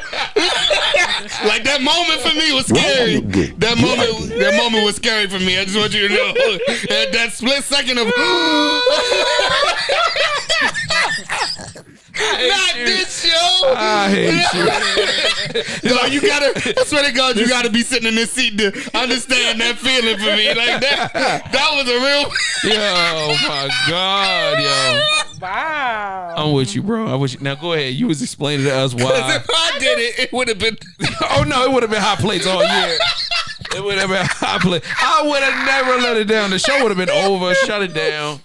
All right, I'm sorry, ma'am. You were saying? No, I've never. That's the one ethnicity I have not had sex with, like an Asian guy. So you want like a Bruce Lee type nigga? But see, like I'm 5'8". I usually wear heels, and I'm a thick girl, so I usually date like big men. So you need like a Yao Ming type nigga. Yeah. 7'20" and shit. Yeah. Got you. Some oddly large individual. Yo, so would you date a short nigga? So I have dated a guy my same height before, and I don't know. I just felt like I was like gonna break him. Like I just felt like, you know, like I don't know. I don't even really like skinny guys. I like guys with meat on them. Like you just feel like you ride them and like their little pelvic bones be poking you and shit. Yeah, that shit is disgusting. It's just like I said, Excuse me? How the fuck do you know that? Yeah, that shit is disgusting. Cause you ever fucked a skinny girl and her pelvic bone is fucking right? That shit is. I never rode a skinny girl and felt her pelvic bones in my. Wait a minute. So a skinny girl hasn't never rode on top of you? I didn't say that. Her hip bones and like and her ass bone like be right there, like your dick. It almost seemed like it's like fitting around your dick or something. Look, like a screw top or something. I'm not hating on skinny people or anything. I just said like I am. I'm not. I love everybody, but I don't. I just feel like, you know, like I said, I'm tall and I'm thick. I like to feel like a woman. I like to feel like a guy is like bigger than me. You know, if I date a guy my same height, he has to be at least like thick. But I usually do like 6'4" and above. Thank you. And how's that working out for you? No, no, I've dated shorter guys, but I'm just saying that's like my ideal type. Okay, that's my type. That's my type. What's your how would you describe your podcast in 3 words? Crazy, fun, and sexy. Wow. You know what I was getting ready to say? Sounds like TLC. Crazy, I know, sexy, I was thinking cool. that. Cool. Crazy. You know, no, it's raw. I think, you know. No condoms. Okay. No. You know, I wanted to kind of make a platform where you could speak your mind, and then I just talk about everything. You know, it's real. It's like real conversations, everyday conversations. You know, I did one episode, we talked about things that were going on in society. We were talking about social injustices, the justice system, racism. And then the next episode, it was my single girls. We're talking about dick appointments. We're talking about dating online. Yes, bitch. Yes. That's what you're supposed to say. You know, yes. But, you know, I think it's important to kind of be well-versed in everything and kind of talk about everything. So I feel like there's something for literally everybody on the show. That's a fact. Okay. So what's the biggest thing you've learned being in media? I think not to second guess myself. I know that kind of sounds weird, but I think perfect. When I started, people don't know about me. I really went to school for radio. Really? Yeah. You're not working at 92Q or 95.9 right now? When I was younger, I had an internship with Radio 1. Oh, okay. Look, she lit. She didn't say 92Q. She said Radio 1. No, but at the time, I was like in my early 20s. I was like paying all my own bills. They wanted me to work 5 days a week for free. I had to. It didn't really work out, and I kind of then I was in like a bad relationship in my 20s, and he wasn't really supportive of me. So I kind of put my dreams on hold for a while, like a dumbass. But my late 20s into my early 30s, I got back into media. And I think in the beginning, I really second-guessed myself. Okay. I didn't realize, like, you have what it takes. You have the experience. You know a lot of things that, you know, that bring value to the table in media. So I think it kind of gave me, like, more confidence through the years. Why? What made you want to go, I want to be on radio or I want to be on television? What drove you to that space? I have always loved hip hop. I remember, like, I'm from Baltimore, but like I said, I grew up going to New York a lot. Angie Martinez. When I would hear Angie Martinez on the radio, I read her book. It's amazing. She is the GOAT. Angie. The GOAT. If I could do any interview with anybody, it would be Angie Martinez. If I could just meet her, I don't think she is like, she was the voice of New York. She's still like an icon. Like she is the GOAT. I always enjoy her interviews. She's just so down to earth, but it's like she's been around forever. So I think she kind of really inspired me, and I'm just like seeing this woman in this hip hop male dominated field, just going like toe to toe with the guys, asking them these questions. I don't know. I just loved hip hop. I loved the whole radio feel, and I was like, that's what I want to do. Got you. Okay. Why do you think men like you? Random question. I mean, I'm a little cute or whatever. No, I think honestly, I'm not saying that's bad. I was just like, no, I think was random. Guys, when they see me, they expect me to be kind of stuck up and like real bougie, and then they get to know my personality, and they're like, whoa, like, because I say how I feel. I'm very down to earth. I'm not stuck up. I think my personality. A lot of guys I've dealt with. They always, you know, you might deal with a bunch of girls that are prettier than me, but when I'm in a relationship, I really hold men down, and I'm very loyal. And I always try to bring something to that person that I'm in the relationship with. Right. And she will make sure your commissary has money in it while you're doing time. Like, because that's the most important part. No, I'm not holding you down with any jail bids. I'm not doing that. Even if it's 6 months? Listen. I did my drug dealer phase. That was my 20s. Yo, I got a traffic thing. And you know what I mean? I got to do 6 months. It's different. You're married. It's your husband. Something crazy happens. We not married. But I'm not. Some of these girls, I'm not holding anybody in jail. I'm not putting your drugs up my coochie. I'm not doing any of that. Okay. That was deep. I mean, the way you did it, I'm just trying to find a way to segue. What's the biggest... Oh, no, I already think it was... What made your platform grow the way it did? What do you feel like made your platform grow and gain popularity? I think I've done shows with a lot of other people, and I think once I started doing my own thing and had my vision, I think it grew bigger. I think my set, where I have Spilling the Tea with Tina now, my set's a lot different from other people's. I made the show, like, I feel like shows I was on before were a little serious. It was like, let's get an artist in here. Let's ask them, so how did you get started in music? And it's like questions nobody cares about. We want to know, like, so, who you fucking? Right. What's going down in your DM? Like, stuff like we're just sitting here, like your show. Like, this is, you know, what I like about you. Like, you're just so real and down to earth. It's like real conversations. It should be. But I think people lose fact in media. Sometimes they want to, sometimes you might interview somebody you don't like. And you want to ask them hard questions. And you don't want to be afraid. I can remember sitting on... I did an interview and it had it was Free Band's Test on the interview, and my whole cast looked at me because I asked, so what is it like on the road or being around Future? And they were like, that's such a like celebrity question. I'm like, people want to know, like, what is it like on tour with Future? Like, facts. That's what people want to know. I didn't take I bigged up him as an artist too, right, and stuff. There were multiple questions, but I'm like, you gotta ask the questions people want to hear. Facts. What's the right being a roadie? Oh well, that's it. Oh no! I ain't mean it like that. No, I didn't say all that. He didn't say. She didn't say nothing. No. And I didn't mean it to be disrespectful. But yo, this guy. Wow. Yo, I can't say nothing without this nigga being mad at me. We over here. No, it's not. I did not mean it to be disrespectful. I apologize. But that's what it's called when you're on tour with somebody and you're not a part of the main. You're a roadie. Right. You're on the road. Come on, bro. Like, please.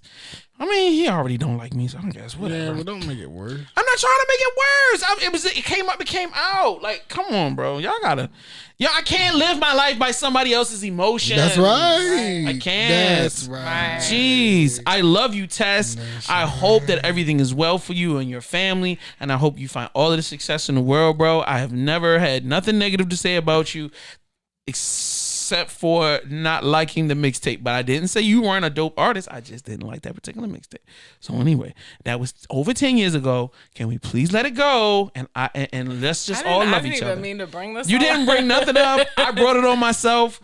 So it's my fault. I apologize. So let's get back to the nasty. Are panties really necessary on dates? Come on, it was 2021. Why are women wearing panties on dates? I'm sorry. Is this a stupid question? I think this is It's kind of stupid. It's not a stupid question because I really be wanting to know. I'm just saying, if you know you, I'm saying if it's a 10th date and you know you about to fuck this nigga, I don't understand why women wear panties. Just take the panties off when you're about to fuck. Why does it matter?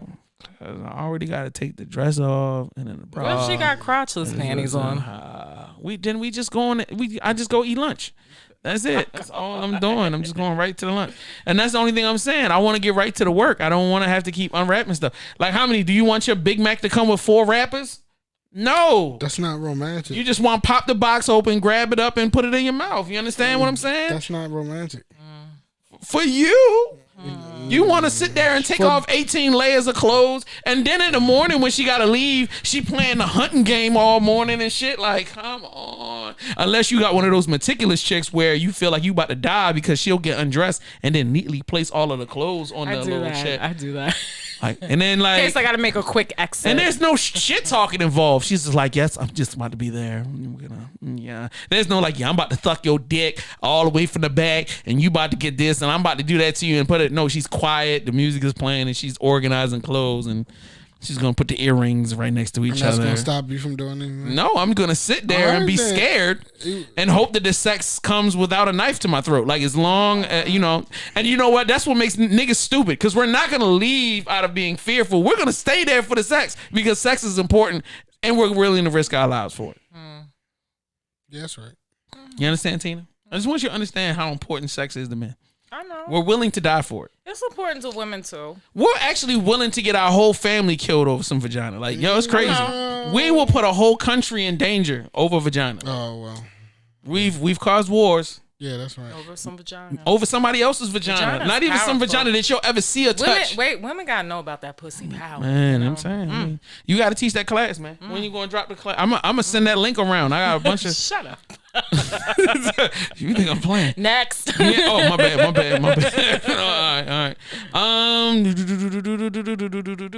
All right.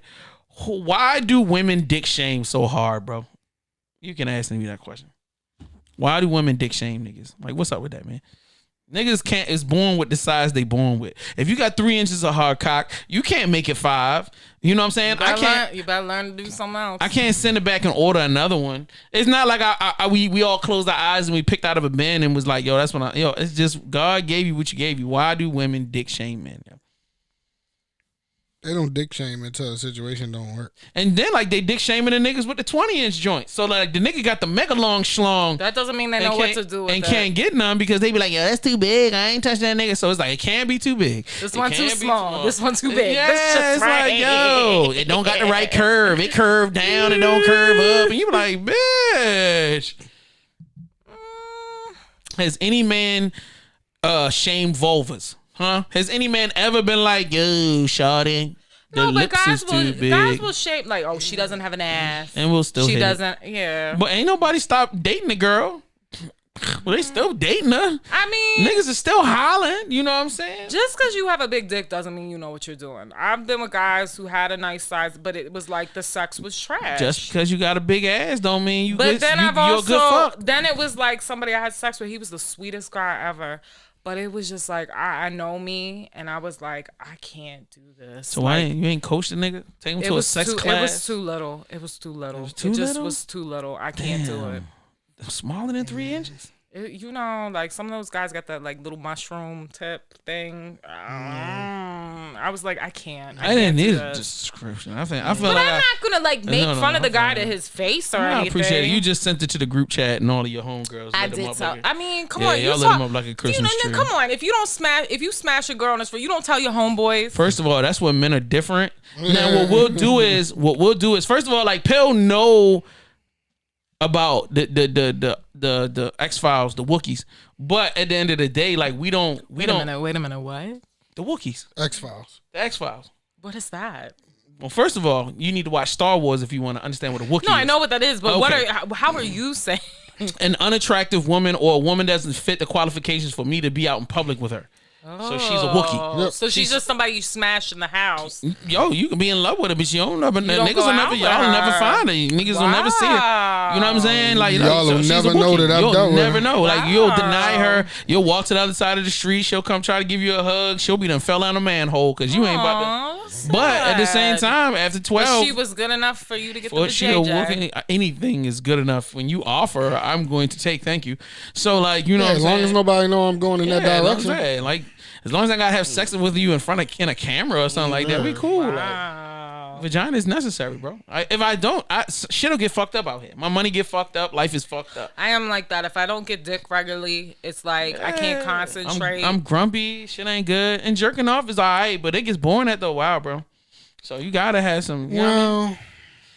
I mean, if you got toys, bro. I mean, I don't know what you do in your shop. Nah, but all right, getting back to the point. So, me and Pill will have a discussion. First of all, he don't know who I'm talking about. I'm not sending him pictures of her or being like, yo, son. Now, that's a whole different level of fucked up niggas. Now, I know niggas that do that. Where they'll be fucking bitches and they'll be sending all of their homeboys the pic. I'm never going to send you no pictures of. Like, look, here she is on the video. Yeah, nigga, that's stupid. Like, because guess what? Niggas is going to go, damn, I want to hit that too. And then next thing you know, they be running up in and now nigga crying like, why you hit my thing, yo? And you be like, nigga, you just said you ain't like shorty like that. So, it's a party favor. Like, it is what it is. A party favor. So it's a party favor. She for the street. Yeah, but I mean, I still love and respect them. I'm just saying, I'm just describing what you are into the group.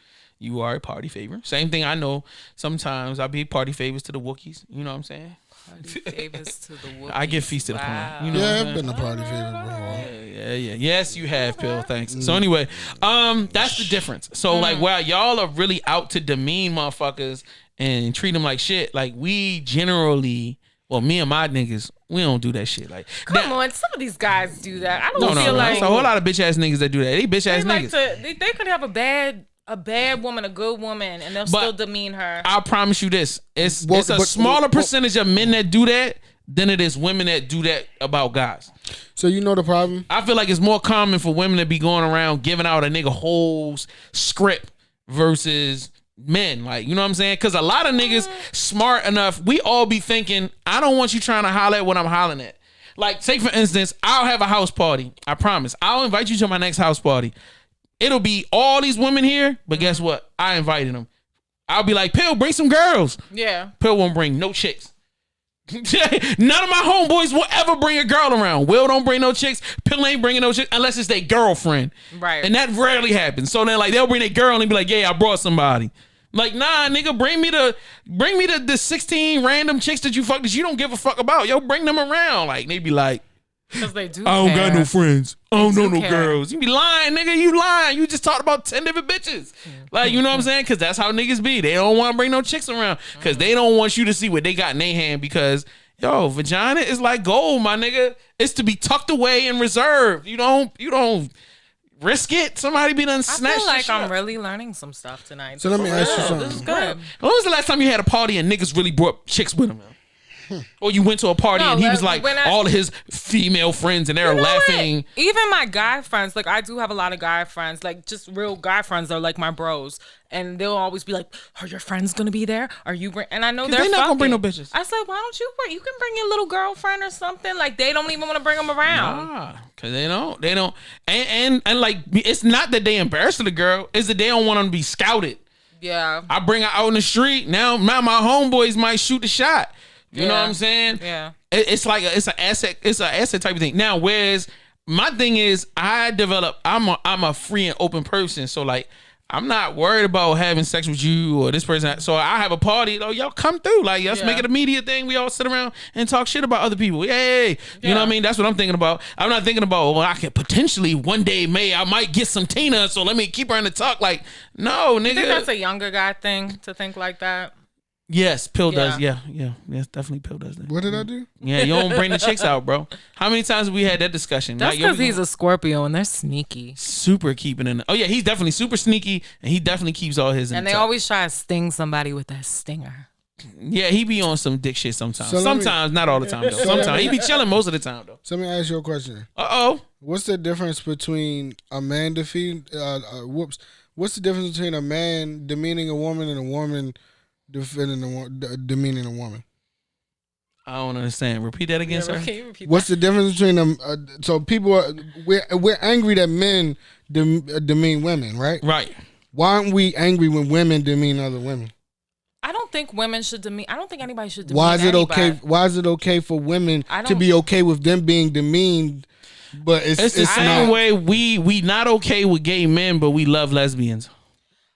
And I don't think it's okay for like anybody to really demean anybody. Like I said, like if I had sex with a guy, like that guy, like this was a long time ago, like probably a couple years ago, the guy that had like the little thing. I didn't go like, I just like cut it off. And you cut his dick off? No, I cut it off. But I don't know. Did you let him down lightly? I did. I did. I'm just. Did you tell him honestly? Look, my nigga, your dick. No, I didn't want to do that. That was what you just said. Like I don't have time right now. Yes. Oh my God! I hope he's not watching. He's so busy. I'm so busy right now, and I got a lot on me. I really but I don't purposely want to. You're so sweet, and I hope you find the. Fuck you. I hate it when they hope you find, because I do that too. That's my line. Yeah. I hope you find something. But I generally mean it for real. Yeah, Women don't mean it for real. Women don't mean it for real. I mean it. I'm a nice person. I don't want to. Be like, I hope you find somebody that like little dicks, because I ain't rocking with that. I ain't know what to do with that. No, just fucked up, yo. And I just realized that somebody could take this whole episode and make me look like the gayest nigga that ever lived. And feel like happy about that. All right, yo, I'm glad that is. All right, I gave this nigga an idea. I don't think you should demean anybody. I definitely don't think it's right for women to demean other women or men. Did you never think about getting him a penis pump? Does that shit work? That's what I want to know. I don't know. Why can't they make though? Let's think. Women can get fake boobs, fake ass. Facts. They can tighten your vagina up. Facts. They can turn. They can do transgender surgeries. So why can't they make a penis bigger? Extension? Okay, they can do a. All right. I'm just curious. I'm not saying I'm go out there and do it. I'm just curious. I got 3 inches of hard cock, and I've been trying to find a way to invest in it. I'm first in line. All right, first I need you to calm down. So I just said I had 3 inches of hard cock, and you said I'm the first in line. I think we need to clarify that that's not what we was talking about. So all right. So the point I did some research. So they have They have 2 ways that I know of. So one is it's disgusting to describe. First of all, let me clarify. The 2 things I'm bringing up are uncomfortable as fuck to even describe. Okay, so one is they cut the skin of the penis off, or the outer layer, and then they put a metal shaft underneath it. All right, so you've got muscle, you've got skin, then you got muscle, and then you have like the penis stuff, right? So what they do is they put a metal shaft between the muscle and the tube where the penis is, and it just be hard. And that's just what it is to keep it straight. So they have that, and then they have another one where they put like a little so this will be the base of your where your dick, the base of the dick, and then the tip of the dick. So they put another thing up underneath of there, and then it'll go limp, and then you have to like push a button, and it's like right here, and then it'll do something, and then the dick will get hard, and it'll stay hard, and it'll vibrate until you push the button again, and it'll go down. Do guys get really aroused from that? Do they still come? Like if you're pressing a button? So I'm glad you asked that. The reason why a lot of niggas don't fuck with this shit is because there's a high probability that you will lose feeling in your penis when that happens. You know what I'm saying? And yes, exactly. That's why a lot of niggas ain't excited about it. But and they also have another one where it's like almost like a fat transfer or something like that, where they will kind of put some stuff in your dick to make it fatter, but it still affects the penis. You know what I'm saying? Interesting. Like they even had the one where, and I hate it when I see it in porn. So there's like an extender, like an old school extender. So you'll see a nigga dick will be hard as shit like this, and then it'll come out and it'll be down. That's because they put a pipe in there, and then the rest of the nigga dick just. Oh my god, this shit look crazy. Like when you watch porn, you'll be like, why that nigga dick it be straight here and then they go drop down? I say, because there's somebody put some shit in that shit and some surgery. Like. Ain't none. They have not found one cool ass kind of like, this works, and everything will be functioning properly. So, makes sense. Yeah, just lose some weight if you want your dick to be bigger. That's right. I don't think that really does. That don't work. Okay, no, cool. Don't. All right. I was just wondering. So that's I hope that answers your question of why niggas ain't got. They do, but it's painful. I mean, they also got the plastic toys you can buy, and you just slide over top of the other joint, and then you got an extra 3 inches. But you can't feel shit. On. That's right. But I'm just saying this is the option. You strapped on your dick. That's crazy. Yes, these are just. See, the difference is a girl can get a big butt and still enjoy sex. Like I get a big dick and I'm not enjoying sex as much anymore. Like, that's crazy. Well, I mean, a lot of lesbians use strap-ons. Like, yes, I think they get off kind of like pleasuring their partner. That's right. Yes, but also some of those straps will have some shit that goes in their vagina. Yep. So while they pounding, they getting a little bit of angle too. So yeah, it's a little duality involved in that. Yeah. You know what I'm saying? But once again, I can't be in somebody else's bedroom. I don't know what they doing. I'm just talking about my lifestyle. Mm-hmm. So unfortunately, you just kind of stuck with what life gives you. And let me move right on because I feel like we've had way too much conversation in that area. Yeah. Why are women still acting like head is a bonus part of sex, yo? I thought can we all agree on this show to stop acting like head is a plus? Can guys stop acting like it's a plus for them? For real? Wait a minute. I don't know what niggas is out here really still acting like I think some guys do. Let me stop you. Right. I was in the studio last night and I was with 5 young ass niggas and I was like, yeah, yo, should come over, I eat a pussy, and niggas was like, yo, that's your girl? And I'm like, no. And they was like, yo, other niggas might be hitting it. And I said, yes, but it wasn't like right before she came to see me, nigga. Like, she takes baths and showers, bro. Right. Like, what the fuck are you talking about?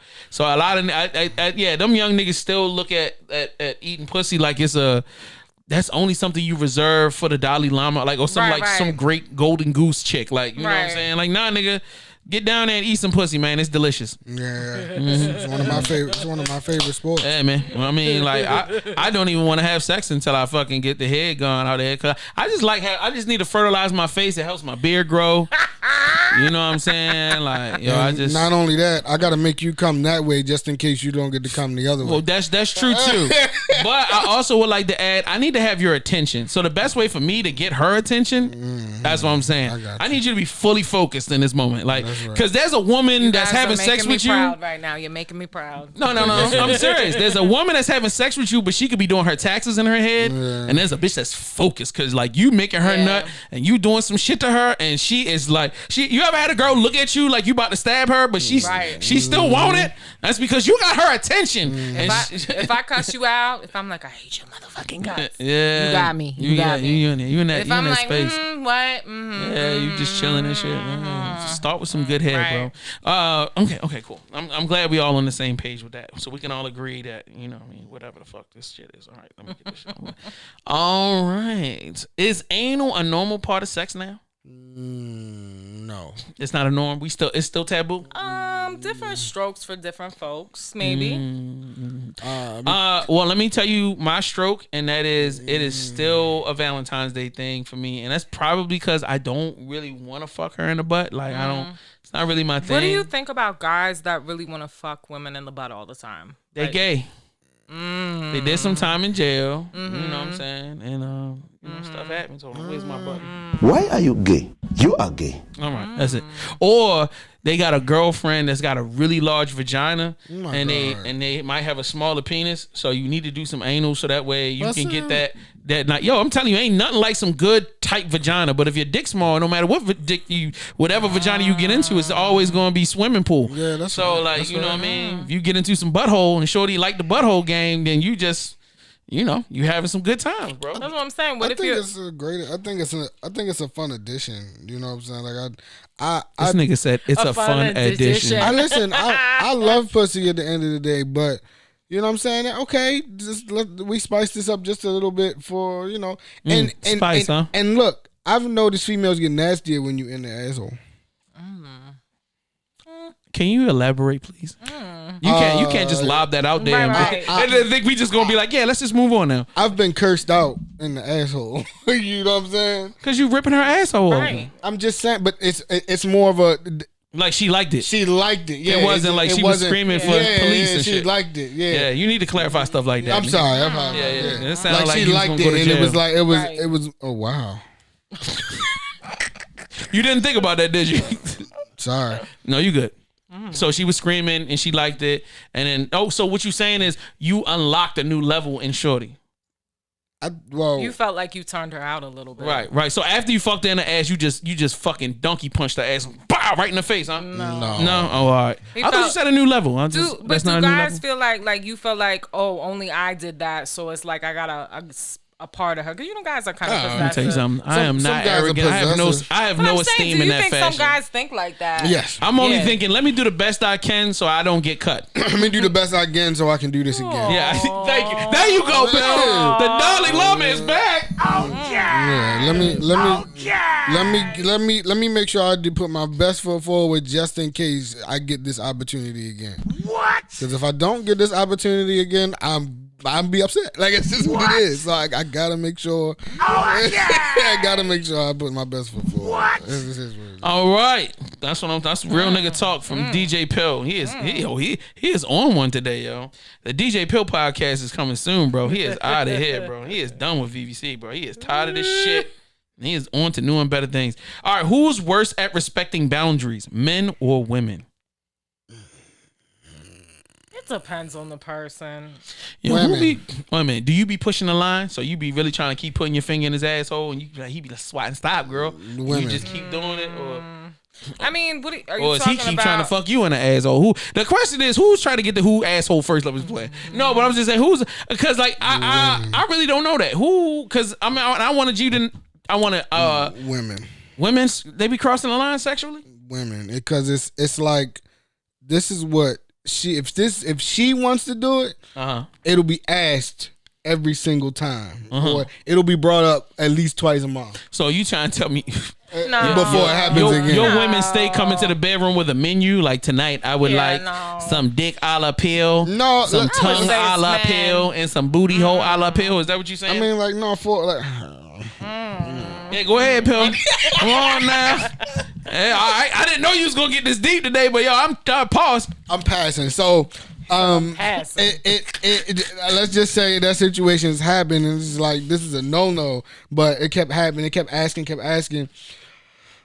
All right, just don't tell me you're gonna do it. You know, like that's just what that was.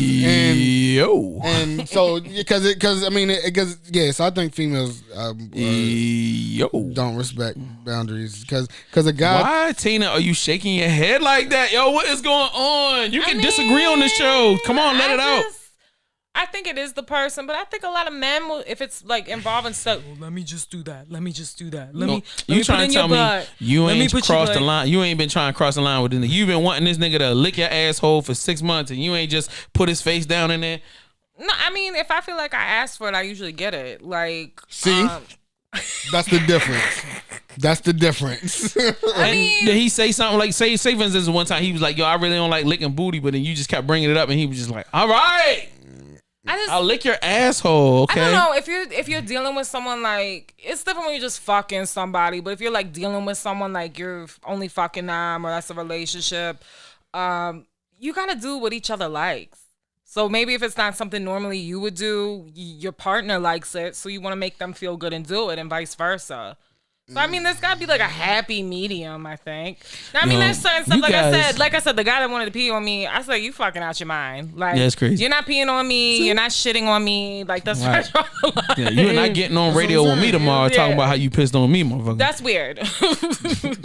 Wow.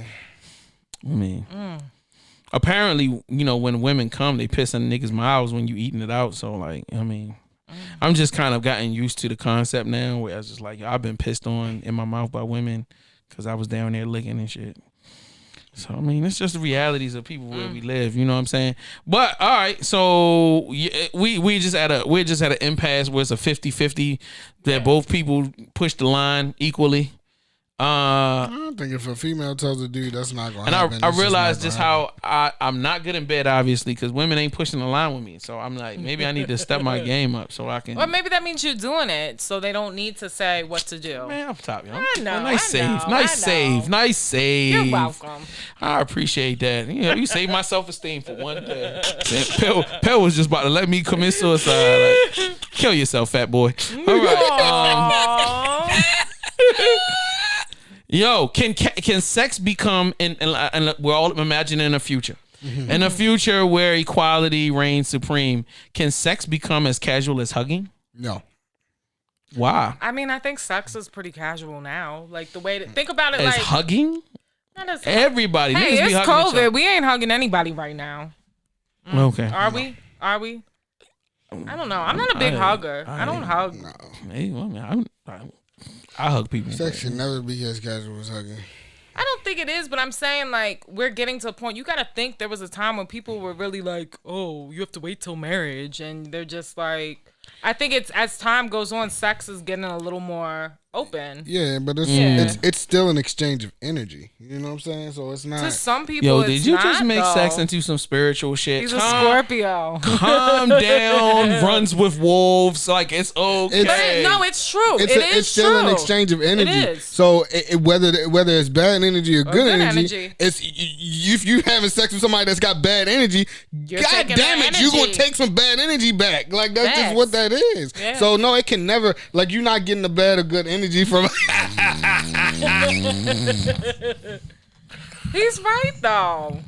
No, I'm not. I ain't shit. No, I think it is though. Here we go into self-deprecation shit. This is what you wanted. Okay. This is what you wanted. It's not what I wanted. It's not what I wanted. There's gonna be a time. I feel like there's gonna be a time when the greater point I'm making is that we still pedestal sex to make it more than what it is. Like, and the proven part is how men and women still expect somebody to turn 18, never had sex before, but be able to have good sex, and not be like. There should be a point where we can be like, oh, you're a virgin. Okay, well, let me walk you through it.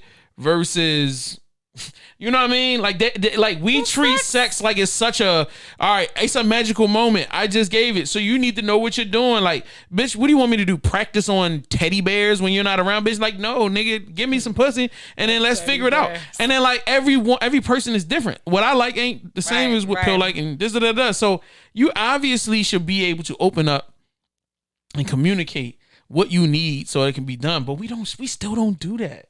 I still meet women that, like, when they get, like, weird when it's sex time. Like, I think women are taught, like, you know, they're not. I think it you can be comfortable and talk to. I know. Good, you good. I mean, I think it's like with age thing. You know, when I was in my 20s, I didn't really know what the fuck I was doing with sex. I thought I did, but I didn't really. She was knocking it out the park. I'm like, I'm thinking like I really know what an orgasm is and all that. I think that comes with age. Was you faking a lot back in the day? I never faked. No, Oi. no, but I don't think I really. Once you hit 30, it's a whole different game. You always horny. You know what you like. To the left, Charlie. It's just different. To the right, Charlie. So I think like I have a friend who literally has just had sex with 2 people her whole life. 6 and more that's it. bucks. And I'm like, because she's with the second person she had sex with. They've been together. And I said, how do you really know what you like? She might be an Olympic champ, because if you get that one person and y'all just focusing on each other, y'all know, you know what I mean? You can figure it out together. Maybe she was sometimes. just lucky. I'm not saying all they the time. got with a young age and kind of grew up together and realized what they wanted. And that's fine. But I think, sex comes from experience and it comes from age. You got to find out what you like. You got to try different things. I'm not saying go out here and be a hoe. I mean, if you want to, I ain't judging. Why can't you? Why can't you be a hoe? No, I think some people can, and that's cool, but some people can't handle that, too. Wait a minute, Pill. I'm sorry, Miss Tina. I got to go over in the Pill with him shaking his head like an insane person. Yo, nigga, you stick your dick in whatever the fuck you want to stick your dick in, so what the fuck is the problem? So Not anymore. Oh, my God. So look, no. All right, so look. When I was getting ready to say something else. This nigga get one real gold cross, and now he a saint out this bitch. Before you he get a Jesus piece, and now he's the Pope. So before you fuck. Yeah, you ain't got no way out. All right, back to the original point though. Like, why does it fucking matter? Oh, that's what I was gonna say. Why can't the experience come from you being with one person? Why the experience have to come from multiple people? Why can't you grow together and create because the experience together? I can answer that question easily. Like, it's the same thing of like, all right, you trying to tell me you really understand food in its fullest and all its potentials eating one type of food your whole life? Bro, once you start trying different types of food, you get different experiences, different flavor, you know what I'm saying, joints. If you eat burgers every day of your life, you're not going to understand what the dynamic Italian food is. Yeah, what Italian food or fish or this and that and the third. Like, you've got to try shit of different types because everybody processes emotion and feelings differently. Yeah. So they all have different reactions, bro. Like, you know what I mean? Some girls internal, meaning that they don't scream out loud, they don't like make a lot of noise. Some women are very loud, very vocal. Some people are very physical, some people are very laid back. Like, you know what I mean? Sex is as varied as personalities are. So that's why I say, yes, you can have one partner and learn a lot, and you can grow a skill level, but at the same time, there's a difference between being skilled in having sex and having a variety of experiences in sex. But I think now you're putting the sex on a pedestal. What? I have actually in this whole thing just normalized sex because I compared it to food. No. You don't pedestal food. You have to eat food on a regular basis to survive. The same way you should have varied amounts of sex to survive. I'm going to say sex is a big part of life. Sex is a huge part of life. It's not everything. Like, if you're looking for a relationship, sex is not everything, but it's a big part. He can be a great guy or a great woman, but if you're not happy in the bedroom, you're not going to be happy. Are you? Facts. Are you? At the end of the day? And I'll be good in a relationship. I mean, I think that's the point of... That's the point of polygamy that a lot of people are scared of, but is the real truth. And I feel like there's something freeing about, because when you get to a point where the relationship is not built, the base of the relationship is not built off of sex. So if you remove sex from the relationship and you focus on the relationship ends up increasing in value. Sex decreases in value. However, gives you the ability to find the most fulfillment in sex, because it may not be so. Because now I connect with you on a Tina different. could have had the greatest husband in the world in shrimp dick, but I'm sorry, in the gentleman with the smaller penis. However, she gave up the potential of greatness because I need a balance for me. Right. So like, if she was been more open-minded, she'd be like, man, I'll keep little dick and I'll go get, Johnny Big Rocket over here. You know what I'm saying? So that she can get the nut that she need, and then she can get all of the love and attention and all of the other stuff from Tiny Dick. Like, you know what I'm saying? Like, but because of the fact that the way the world is like, you got to get super great dick and great love and great, solid relationship out of one person, which is almost impossible to get. I think it's a balance, but you got to have sexual chemistry with someone that you're with. They got to make you feel to be in love? Yeah, you do. I think so. I do. I'm sorry. If the sex is trash, I'm not going to be in love. Now, you can't just have good sex and not have any of the other stuff. It is a balance. Like, you know, do we have fun together? Can we have conversation? And can you dick me down? Like, I need a combination of both. I'm not in this relationship primarily for sex. So I'm because I need to know that I could just hang out with you. Who's the sensitive pill? Oh my Are God. you a Scorpio? Are you really a Scorpio? No, he really is a Scorpio. He's just a nice guy. I need to know that Are you an October or November Scorpio? I'm a November Scorpio. Oh, that's why. She got your number, nigga. I need to know that I can just want to be around you. Like I don't like every day I come around you, I don't need to have sex. Like I'd rather have the connection with you. Like I can just have fun, sit down and watch a movie with you and be fine. But that's what I'm saying. It's still a balance. Like that stuff is good too. But I'm saying anybody that says sex is not a big part of a relationship is lying. I'm good. Because at the end of the day, you can say I like being with her, but why do men cheat? Why do people cheat then? Like, well, cheating has nothing to do with sex. No. You don't think sometimes it does?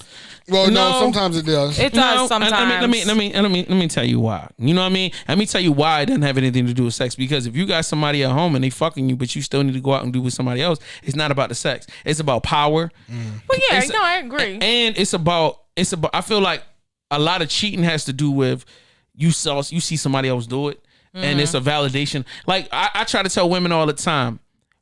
The relationship between man and woman is he needs the woman because the woman validates his existence. A man, you being by definition, the way we define men, you are only as dope as the women that you have under your control or that you have access to. So like if I got J-Lo and even if she's my side piece, and I can call her and she'll bend it over and I stick it in 3 times and tell her to go ahead on. I'm iller than J-Lo because of the fact that I could do that.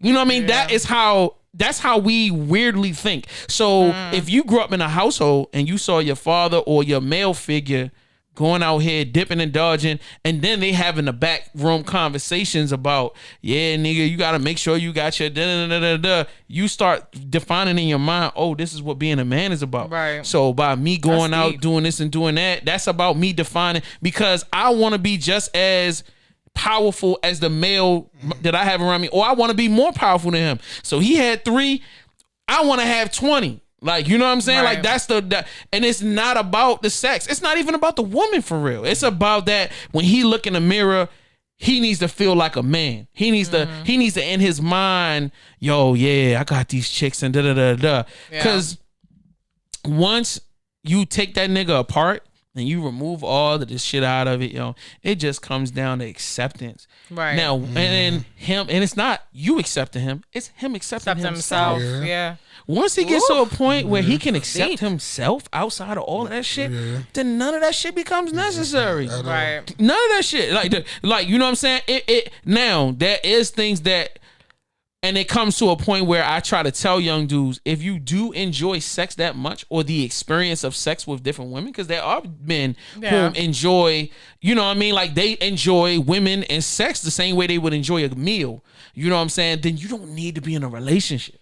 Or you need to find a partner that loves to indulge in the same dishes that you indulge, meaning that she got to be bisexual, because we're going to enjoy this together. You know what I'm saying? Now, and then you have to, and I feel like this is another problem we have in our community as men. And even I grew up in a household with my father and my mother. A huge issue is understanding that, man, like this woman is a person as equal to me. And we don't need to treat or talk to each other like I feel like a lot of guys can't even process that, she's a human being. Like, this is a person. Like, I can touch her. She's got emotions and feelings. It'd be like we talk, men in our own spaces talk about women so weirdly. This kind of like, you guys are like an alien species of... And vice versa. You know what I'm saying? Yeah, I'm quite sure women talk about us like aliens and shit. You know what I mean? But but you think men degrade... They kind of degrade women. They kind of like... Women do the same thing. Women degrade. We do it to each other. But like, I will admit that there is a degrading part of it in conversation, but I feel like it's both for the same reason. It's because there's a true non-understanding. You know what I'm saying? Because Oh man, like it's just an outlet. Well, not it's just an an outlet around people that you're comfortable. That's cool, but the problem with that outlet is that you might talk shit and it don't mean nothing.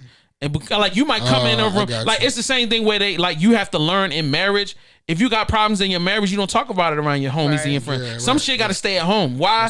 Because you don't go on Instagram. The perception is different. You're fussing about your spouse that you still love. It's really no problem. You just irritated about the day.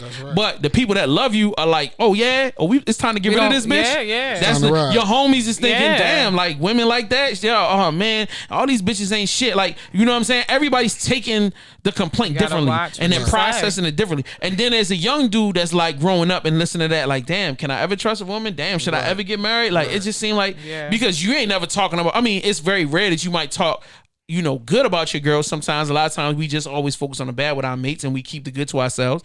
But you know what I mean? Think about that. If you're a person from the outside and you're not used to hearing good stuff, then it's like, well, why should I even be in a relationship? Like, it seemed like ain't nothing never go right in this bitch. Like, you know what I mean? So. It's crazy, bro. And ain't nobody sitting around teaching nothing. Ain't nobody teaching. My dad definitely wasn't sitting around talking about, all right, this is how you date a woman. And the shit they was saying was some old school, open the door for a girl, be a good, nice guy and all that, which is bullshit. Never be nice to a girl. Never. Don't ever do it. So if you having... That is weird, ain't it? Process it. Just let it process. Hold on, Pill. Process it. Go ahead. Come on. No, I'm dead serious. Go ahead. Process that. And then come on. Go ahead. Fight me. Bring it on. Can't be nice, bro. Because y'all take niceness as weakness. No, I think... Oh, my God. No, I mean... It's a give and take. Women, It's a give and take. It depends what type of women you're talking about. Listen. We're not talking about abuse. We're not talking about verbal abuse or physical abuse of any type. I'm just saying. No, but you want, like me, like I said, I like a manly man. I like a man who little bit, like, because I have a big personality. And I do like usually run shit. I like a guy that can kind of go a little back and forth with me and put me in my place a little bit. Not like degrading or messed up, but kind of give it back to me. But I mean, I like nice guys too. I dated a lot of assholes in my 20s. I like the guys that pull out the chairs and open the doors and the car doors for you. Like, but that makes you feel like a woman. You wasn't falling in love with them when you was in your 20s. Because I was stupid. Because I didn't. Guess what? All women is stupid in their 20s. So they are. Most men are stupid in their 20s. 20s is a rough time. Niggas don't get smart until they 40s and 50s. You're right. 40s and 50s, baby. 40s and 50s. Because 30s is still rough. Hey, 30s we hitting our prime. Yeah. Like 30s, I unlocked the code in my 30s, meaning that I figured out how to fuck all the chicks, old ones, young ones, middle-aged ones. Like, yo, you learn the game, yo. You see the Matrix. With the daughter and the mother. I can see the code coming down. Yo, that's a fact, bro. When you hit your mid-30s, the code is out there. Like, you got your code out there, too. You know how they do. Yeah. Don't. Come on, stop playing. You know what I'm saying? And, the other wonderful part about your 30s, you stop giving a fuck. Exactly. So, like, you got the code. And not saying that you stop giving a fuck about the shit that you used to be insecure about. Yeah. So now you just really like, oh, I'm big or I'm this. All right, this is who I am. Now decoded the code, and then boom, it makes you even stronger, like Darth Vader strength out this bitch. But you know what I mean? I've used a lot of movie terms right now. I feel kind of weird. But yeah, I'm sorry, Pill. So anyway, I think we've gone too far. You know what I'm saying? Let me just reel it in real quick. Okay, go ahead. All right, let's end this joint off. I think this is a beautiful way to just wrap up the entire wonderful show we've just had of just nasty, disgusting conversation. And I'm sorry we haven't talked more about your platform. We should.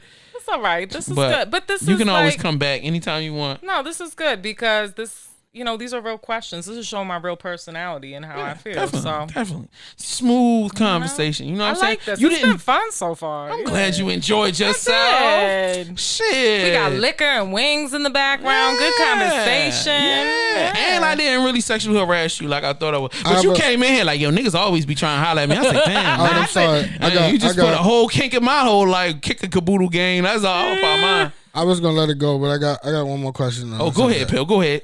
If you have too much sex in a relationship, is it actually love or is it lust? I'm sorry. If you have too much sex, if you're valuing sex too much in a relationship, does it turn into love or is it just lust? I can answer, please. Because that's why I don't feel like because essentially what you're saying is the whole relationship is based around sex. So yes, it is lust. Right. Because if it's love, and the sex stops, you don't stop loving that person. You're still gonna be there for them. Right. You know what I'm saying? Which is why I don't put sex on that high of a pedestal. That was no, weird. like when I was saying, I'm just saying sex is a big part of a relationship. For me, it is. But like I said, it's not everything. If we can fuck the shit out of each other, but we can't even have a conversation. Hello. We can't even hang out. Like we just can't sit around, drink, watch TV, actually enjoy each other. To me, the best relationships I have had, the people have been like my best friends. Like we can talk about anything. We just do crazy shit together. We like to have fun. We can talk about each other. We support each other. And then we fuck the shit out of each other. That's why I said it's like a balance for me. Like, of course, sex is not everything. But like I said, if you're saying it's not a part of a relationship, you're lying to yourself. I mean, I've never experienced what you was just talking about, but you know, I've never had the great conversation and then great sex. You know, it was either great sex and the conversation is trash, or the conversation is great and the sex is trash. So anyway, That's it. I've had it a couple times. But I love the conversation. So anyway, let's roll into our 10 things segment, ladies and gentlemen. And I don't have any sound effects. Get over it. 10 things your partner must do during sex. Okay, so let me show you the rules. We start from 10. We go down to 1. So you want to start with number 10, then Pill does number 9, and then I do number 8, and you get the drift. All right, so don't be like, all right, number 9 and number 8, number 11. Just do, yo. We counting backwards. I feel like I'm like getting pulled over or something, and we gotta go sit down the Facts. I need you to do the alphabet. I need you to do the alphabet backwards for me. Man, put your hands on the hood of the car. All right, now arch your back. I'm sorry. So anyway, number 10 must happen during sex for you. This is a part of your top 10 list. So it's the least most important, but it's still on that top 10 list. Boom. Tina. They must do it during sex. I need a little dirty talk. I need you to make me feel like a little confident. Okay. You know, like, yeah. It's too much, yo. This is too much. This is weird. It's really weird. And I'm kind of getting uncomfortable, but I feel you. I need a look, it can't be extreme dirty talk.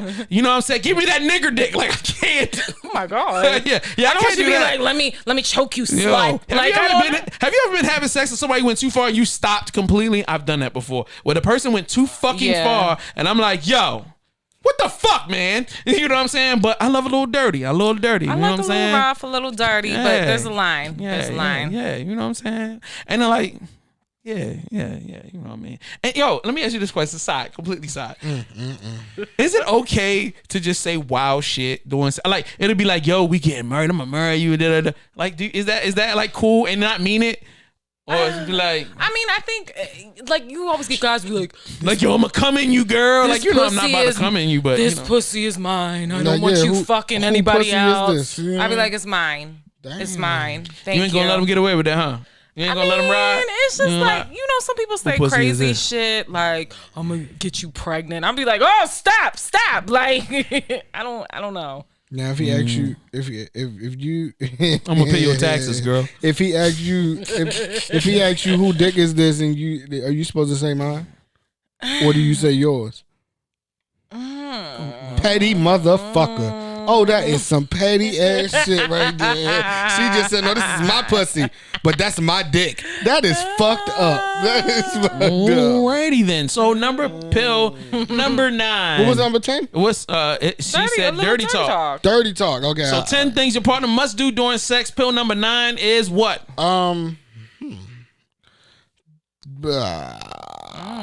It's about to be real bad. Come on, Scorpio. Yeah, right. Stop trying to hide it. Come on, we know you got some nasty shit. Go ahead.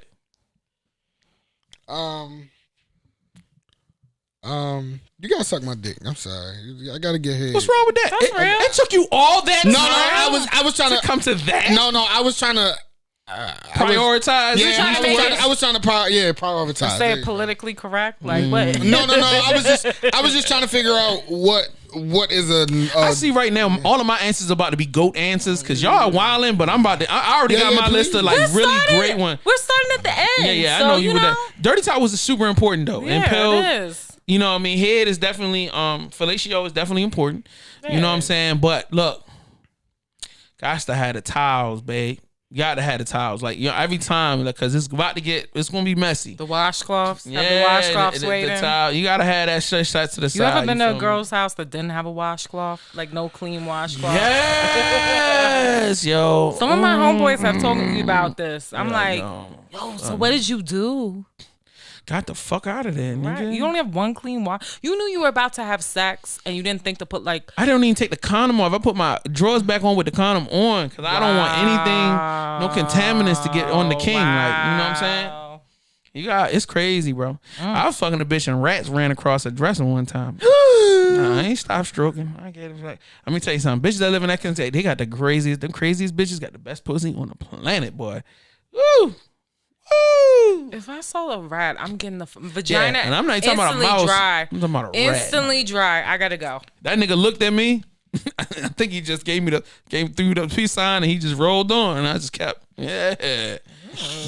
but all right. So number 8. Oh, I'm sorry. That was number 8. Number 8 was towels, washcloth, essential. And washcloth is for those who don't understand. Washcloth is for post-sex cleanup. The towels are for during sex antics. Okay? During sex antics. Okay, there you go. Now, for those of you who aren't like me and don't keep an abundance of towels and washcloths, you need a set for during sex, and then you need the set for the shower. Once you come out the shower. Oh my God, why do I have to? So, in review, if you live on your own, you need to have at least a set of 10 towels. Minimum. You can get them cheap. Go to Big Lots. Target, Walmart. Now, I would suggest you stay away from Big Lots because those towels ain't really the softest and they kind of have a tendency to run down. We're talking for people with budgets, maybe. I'm on a budget. Target can give you the money next on towels level and fluffy. sheets, though. Yeah, I mean, look, do what I do. Get 1 towel and washcloth per check. There you go. Right. That's $20 a check. It's not you're not murdering. You gotta get murdered. Now, also, if you really want to be a clean person, you have to transition out the washcloths every 6 months, and you need to transition out the towels at least once a year. So anyway, we'll move into more of Jay's how to be a neat, not disgusting person in our next session. But let's keep going to number 7. Tina, what has to happen during sex? I would say for women, like, touch our vagina. Like, I don't know why guys be so weird. On the right button. Like, I don't know. Some guys do some foreplay or do something before. It was on here somewhere. Like, yo, is it okay? My question was, yo, is giving each other a hand job a norm? Is that cool? Because I love popping pussy. Like, I love playing with shorty vagina. And I got nails. I know y'all think, but look, ladies, look, guys, you have to keep your finger up like this. That's right. And you go like this. You ain't like you ain't doing that, yo. Oh my God. Waka. Clit here. No you waka. Nails, waka. No, Yeah. You see right here? You know here. Waka. And then you put 2 hands on it. Waka. And then really mad at the sound waka. effects. But some guys really, they just think like, oh, I'm gonna just stick my dick in you. Like you gotta do some other shit. You have to prime the pump. You gotta prime the pump. You know what I'm saying? I'm sorry. Don't be afraid of it. And women like that shit. Yeah. It's not, head is good too, but women like you gotta, use your hand. I'm just saying. I'm giving gems. Yeah, like you said. I love getting some jam and then like, you gotta taste it. They love that, man. Everyone loves that. You gotta get you some jam and like, yeah, it's cool. Temperature's just right. You know what I'm saying? Yeah. My family in the Middle East is watching, like. Oh my God! I love it. That's cool. They be like, that's the crazy American one. They must all die. Look at the infidels. So I was just like, oh, it's crazy. It was what is a clit? Anyway, I'm just playing. All right, so number 6, pill. What has to happen during sex? She just said you got to touch it, which is essential. And you say. And I said, you gotta eat it. You gotta eat it. You gotta eat the pussy. No, I didn't say nothing about fellatio. No, I said the man. I said man. We didn't do the women. Nah, man, you can't do that. That's technically the same answer twice. Okay, then fine. Okay, no, fellatio. That was it. That was via lesson. Yeah. So number 6. Outside of that, whatever. So number 6 with me, I think toys are fun in the bedroom. There you go. All right. What's your favorite toy for the bedroom, Pill? Very interesting, you ask. I'm quite sure. Quite sure it's interesting. Very interesting, you ask. I think anything. This show is lit. If you say it one more time, I'm gonna be like, "What? We know what one it is." I think anything that massages the clit while I'm fucking is a fucking amazing situation. Yeah, I can't. You better get that rabbit. I'm with that. Oh, the rabbit is lit. That's right. It will change your life. Yo, you know ladies. anybody that sell the toys? I can just buy them from cash and they bring it to a nigga. I can look into it. I don't know. Okay, do that for me. I just don't feel like ordering no more shit off of Amazon. I need somebody that can Just go to the sex store, yeah. Yeah, or you can order offline from the sex No. stores. Bedroom. I got something coming up this weekend. I just need to go ahead and cop something real quick. You better hit up Amazon. Nah, yeah, free shipping is crazy, but you know what I mean. I thought that might be. I was trying to support somebody local, like somebody. I don't know. Just go to the local sex shop. Comfortable going to the sex shop, bro. Them motherfuckers don't. They work at a sex shop, right? I don't want to go in there. Surrounded by porn and toys. Hell, I don't want to go to the sex shop. Hey, I done been in a sex shop. Thank you. God damn it, you nasty son of a bitch. All right, number 5 is me, and I will say essential during sex. Yo, we gotta have some bottled waters next to the bed or something. You know what I'm saying? It's about to get nasty. I know y'all sitting here like, this nigga has not said one sexual thing. Hey, bro, if you like me, the setup is so important. So that you can have a good time, yo. And water or, even wine or your little liquor or whatever. Liquor sets the mood. You know what I'm saying? But what happens is with the liquor, it'll knock you out. If it's too heavy, like if it's some Hennessy and shit like that, it'll get you woozy and it'll knock you out. But if you got some good water there, that water will rejuvenate you after you done did that 5 minutes of pounding, so you can get it back. Not you know what I mean? 5 minutes. All right, you're right. It's more like 3. Yeah, more like a minute and a half, 2 minutes, 90 seconds, whatever sound better to you. So wait a minute. Well, first of all, Tina, what we're not gonna do, if a nigga can make 5 minutes for you, you're in heaven. Stop playing. That's right. That's 5 minutes. That's a lot of consistent pounding. I'm not talking about head plus this plus dick. I'm saying just dick pounding 5 minutes. You think 5 minutes is a lot? Do you know how long 5 minutes is? It's not very long. So you just out here fucking for 10 and 15 and 20 minutes straight? No, I can't do like 2 hours. Like I mean, you making shit. faces like 5 minutes. But 5 minutes, I don't know. I mean, if it's a quickie, I guess that's cool. I done went down on you for 45 minutes. You done already came. Now if it was like back to back, like maybe like you do a 5 minute, then you take a little break. I'm a lion, nigga. You gonna get 5. There's some with guys a 10 minute break with a 5 and a 10 minute break. 5 minutes to be like, I'm tired. Nigga, I'm the one waking niggas up at 4 or 5, and then 6, and then 7, and then right before you get dressed to go out to work. Yo, before you get in the shower. I'm gonna need that vagina over here real quick if you don't mind. Can I get that real? You know what I mean? You good? Shorty, can I? All right. Damn, that look real good. You just got dressed. Can I? What time you gotta be? All right, anyway, let me stop. So number, what the fuck 4? was that 4? Thank you, Tina. Yes. Thank you for staying on point. Number 4 thing you have to have during sex. Something that your partner must do during sex or whatever. I'm gonna piggyback with the water. I need snacks or food after. Yo, my Yeah. Yo, that's even more lit.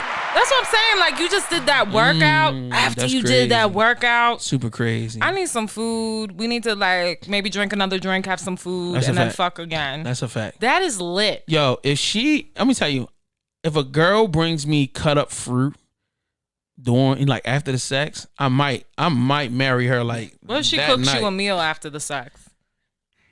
I'm more than likely going to be engaged. Yeah, I'll probably, yeah. Because normally I do a lot of the cooking. So like, you know what I'm saying? I haven't dated a lot of women that was doing.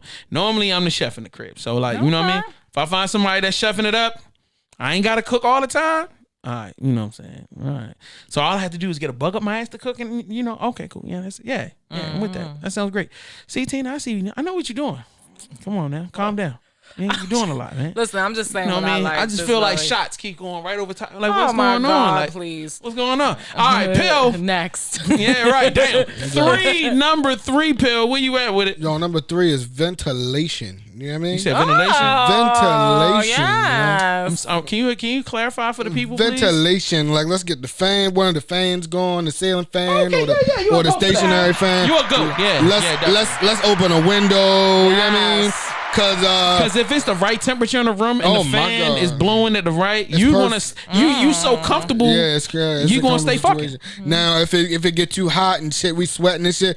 Woo, give me a break. Let me take a second. Let me open this goddamn window before, you know what I mean? But, that's a fact. Yeah, you know what I mean? So, that's a fact. Yeah, ventilation is very, very, very Yeah, I love that.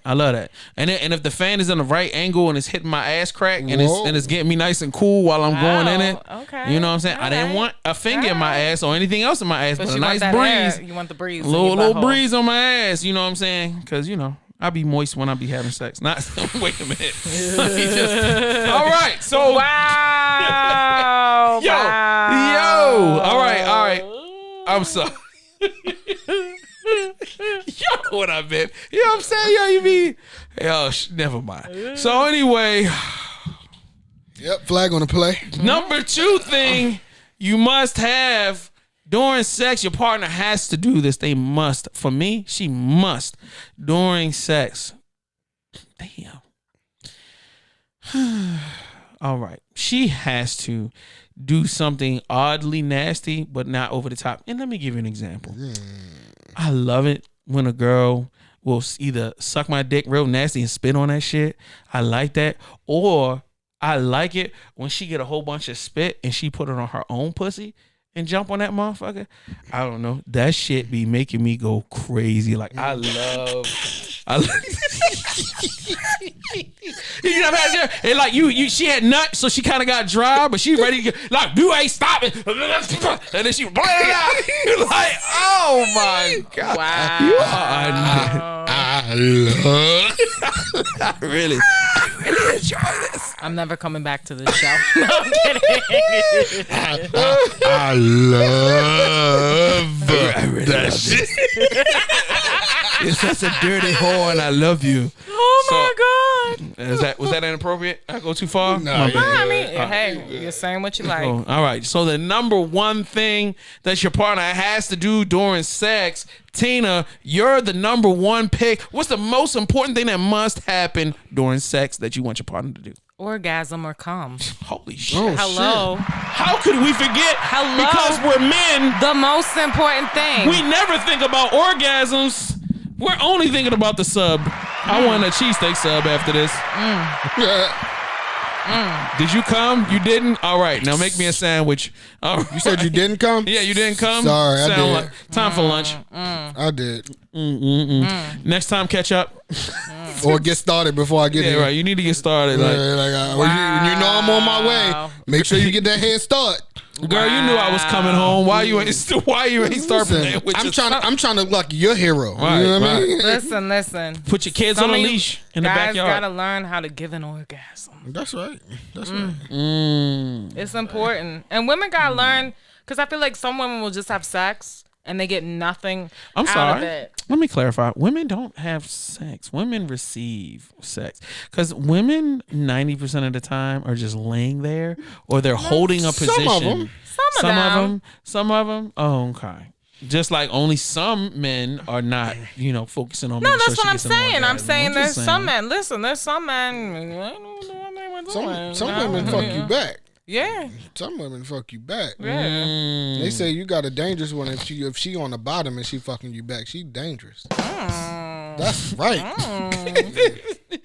I like her. Okay. So at this point, we about to wrap that thing on up. So, you know what I'm saying? If y'all haven't done so, make sure y'all follow us on all the social media pages. Make sure you follow my girl Tina at the Persian underscore something? Is it the underscore the Persian? Okay, so make sure you do that. Subscribe to her YouTube channel for a more mature version of what we've talked about. Our conversation is kind of the same. y'all see how she dressed? She's upper middle class. So if you would like to drink tea and crimpets, we spilling the tea on the show. We're talking about relationships from a more mature standpoint. Pip cheerio. You just heard me speak my mind on this show. That's what we're gonna do on our show. You never said whether or not you like getting your salad tossed. Which one? Did you like getting your salad tossed or not getting your salad tossed? I'm sorry. Was that on the list? That was on the list. No.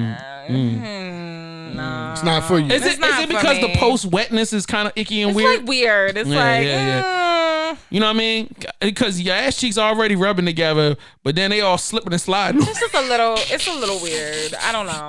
Yeah, that's why I don't really think it's my forte. That's the weird thing about sloppy head, like, because she get all between your ass cheeks, and then when you get up, your ass cheeks is all wet and slippery.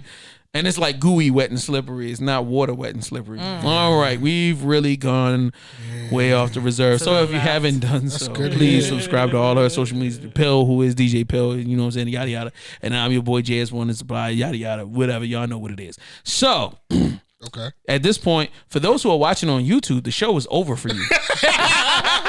For those of you who are not on YouTube, you know what I'm saying? We about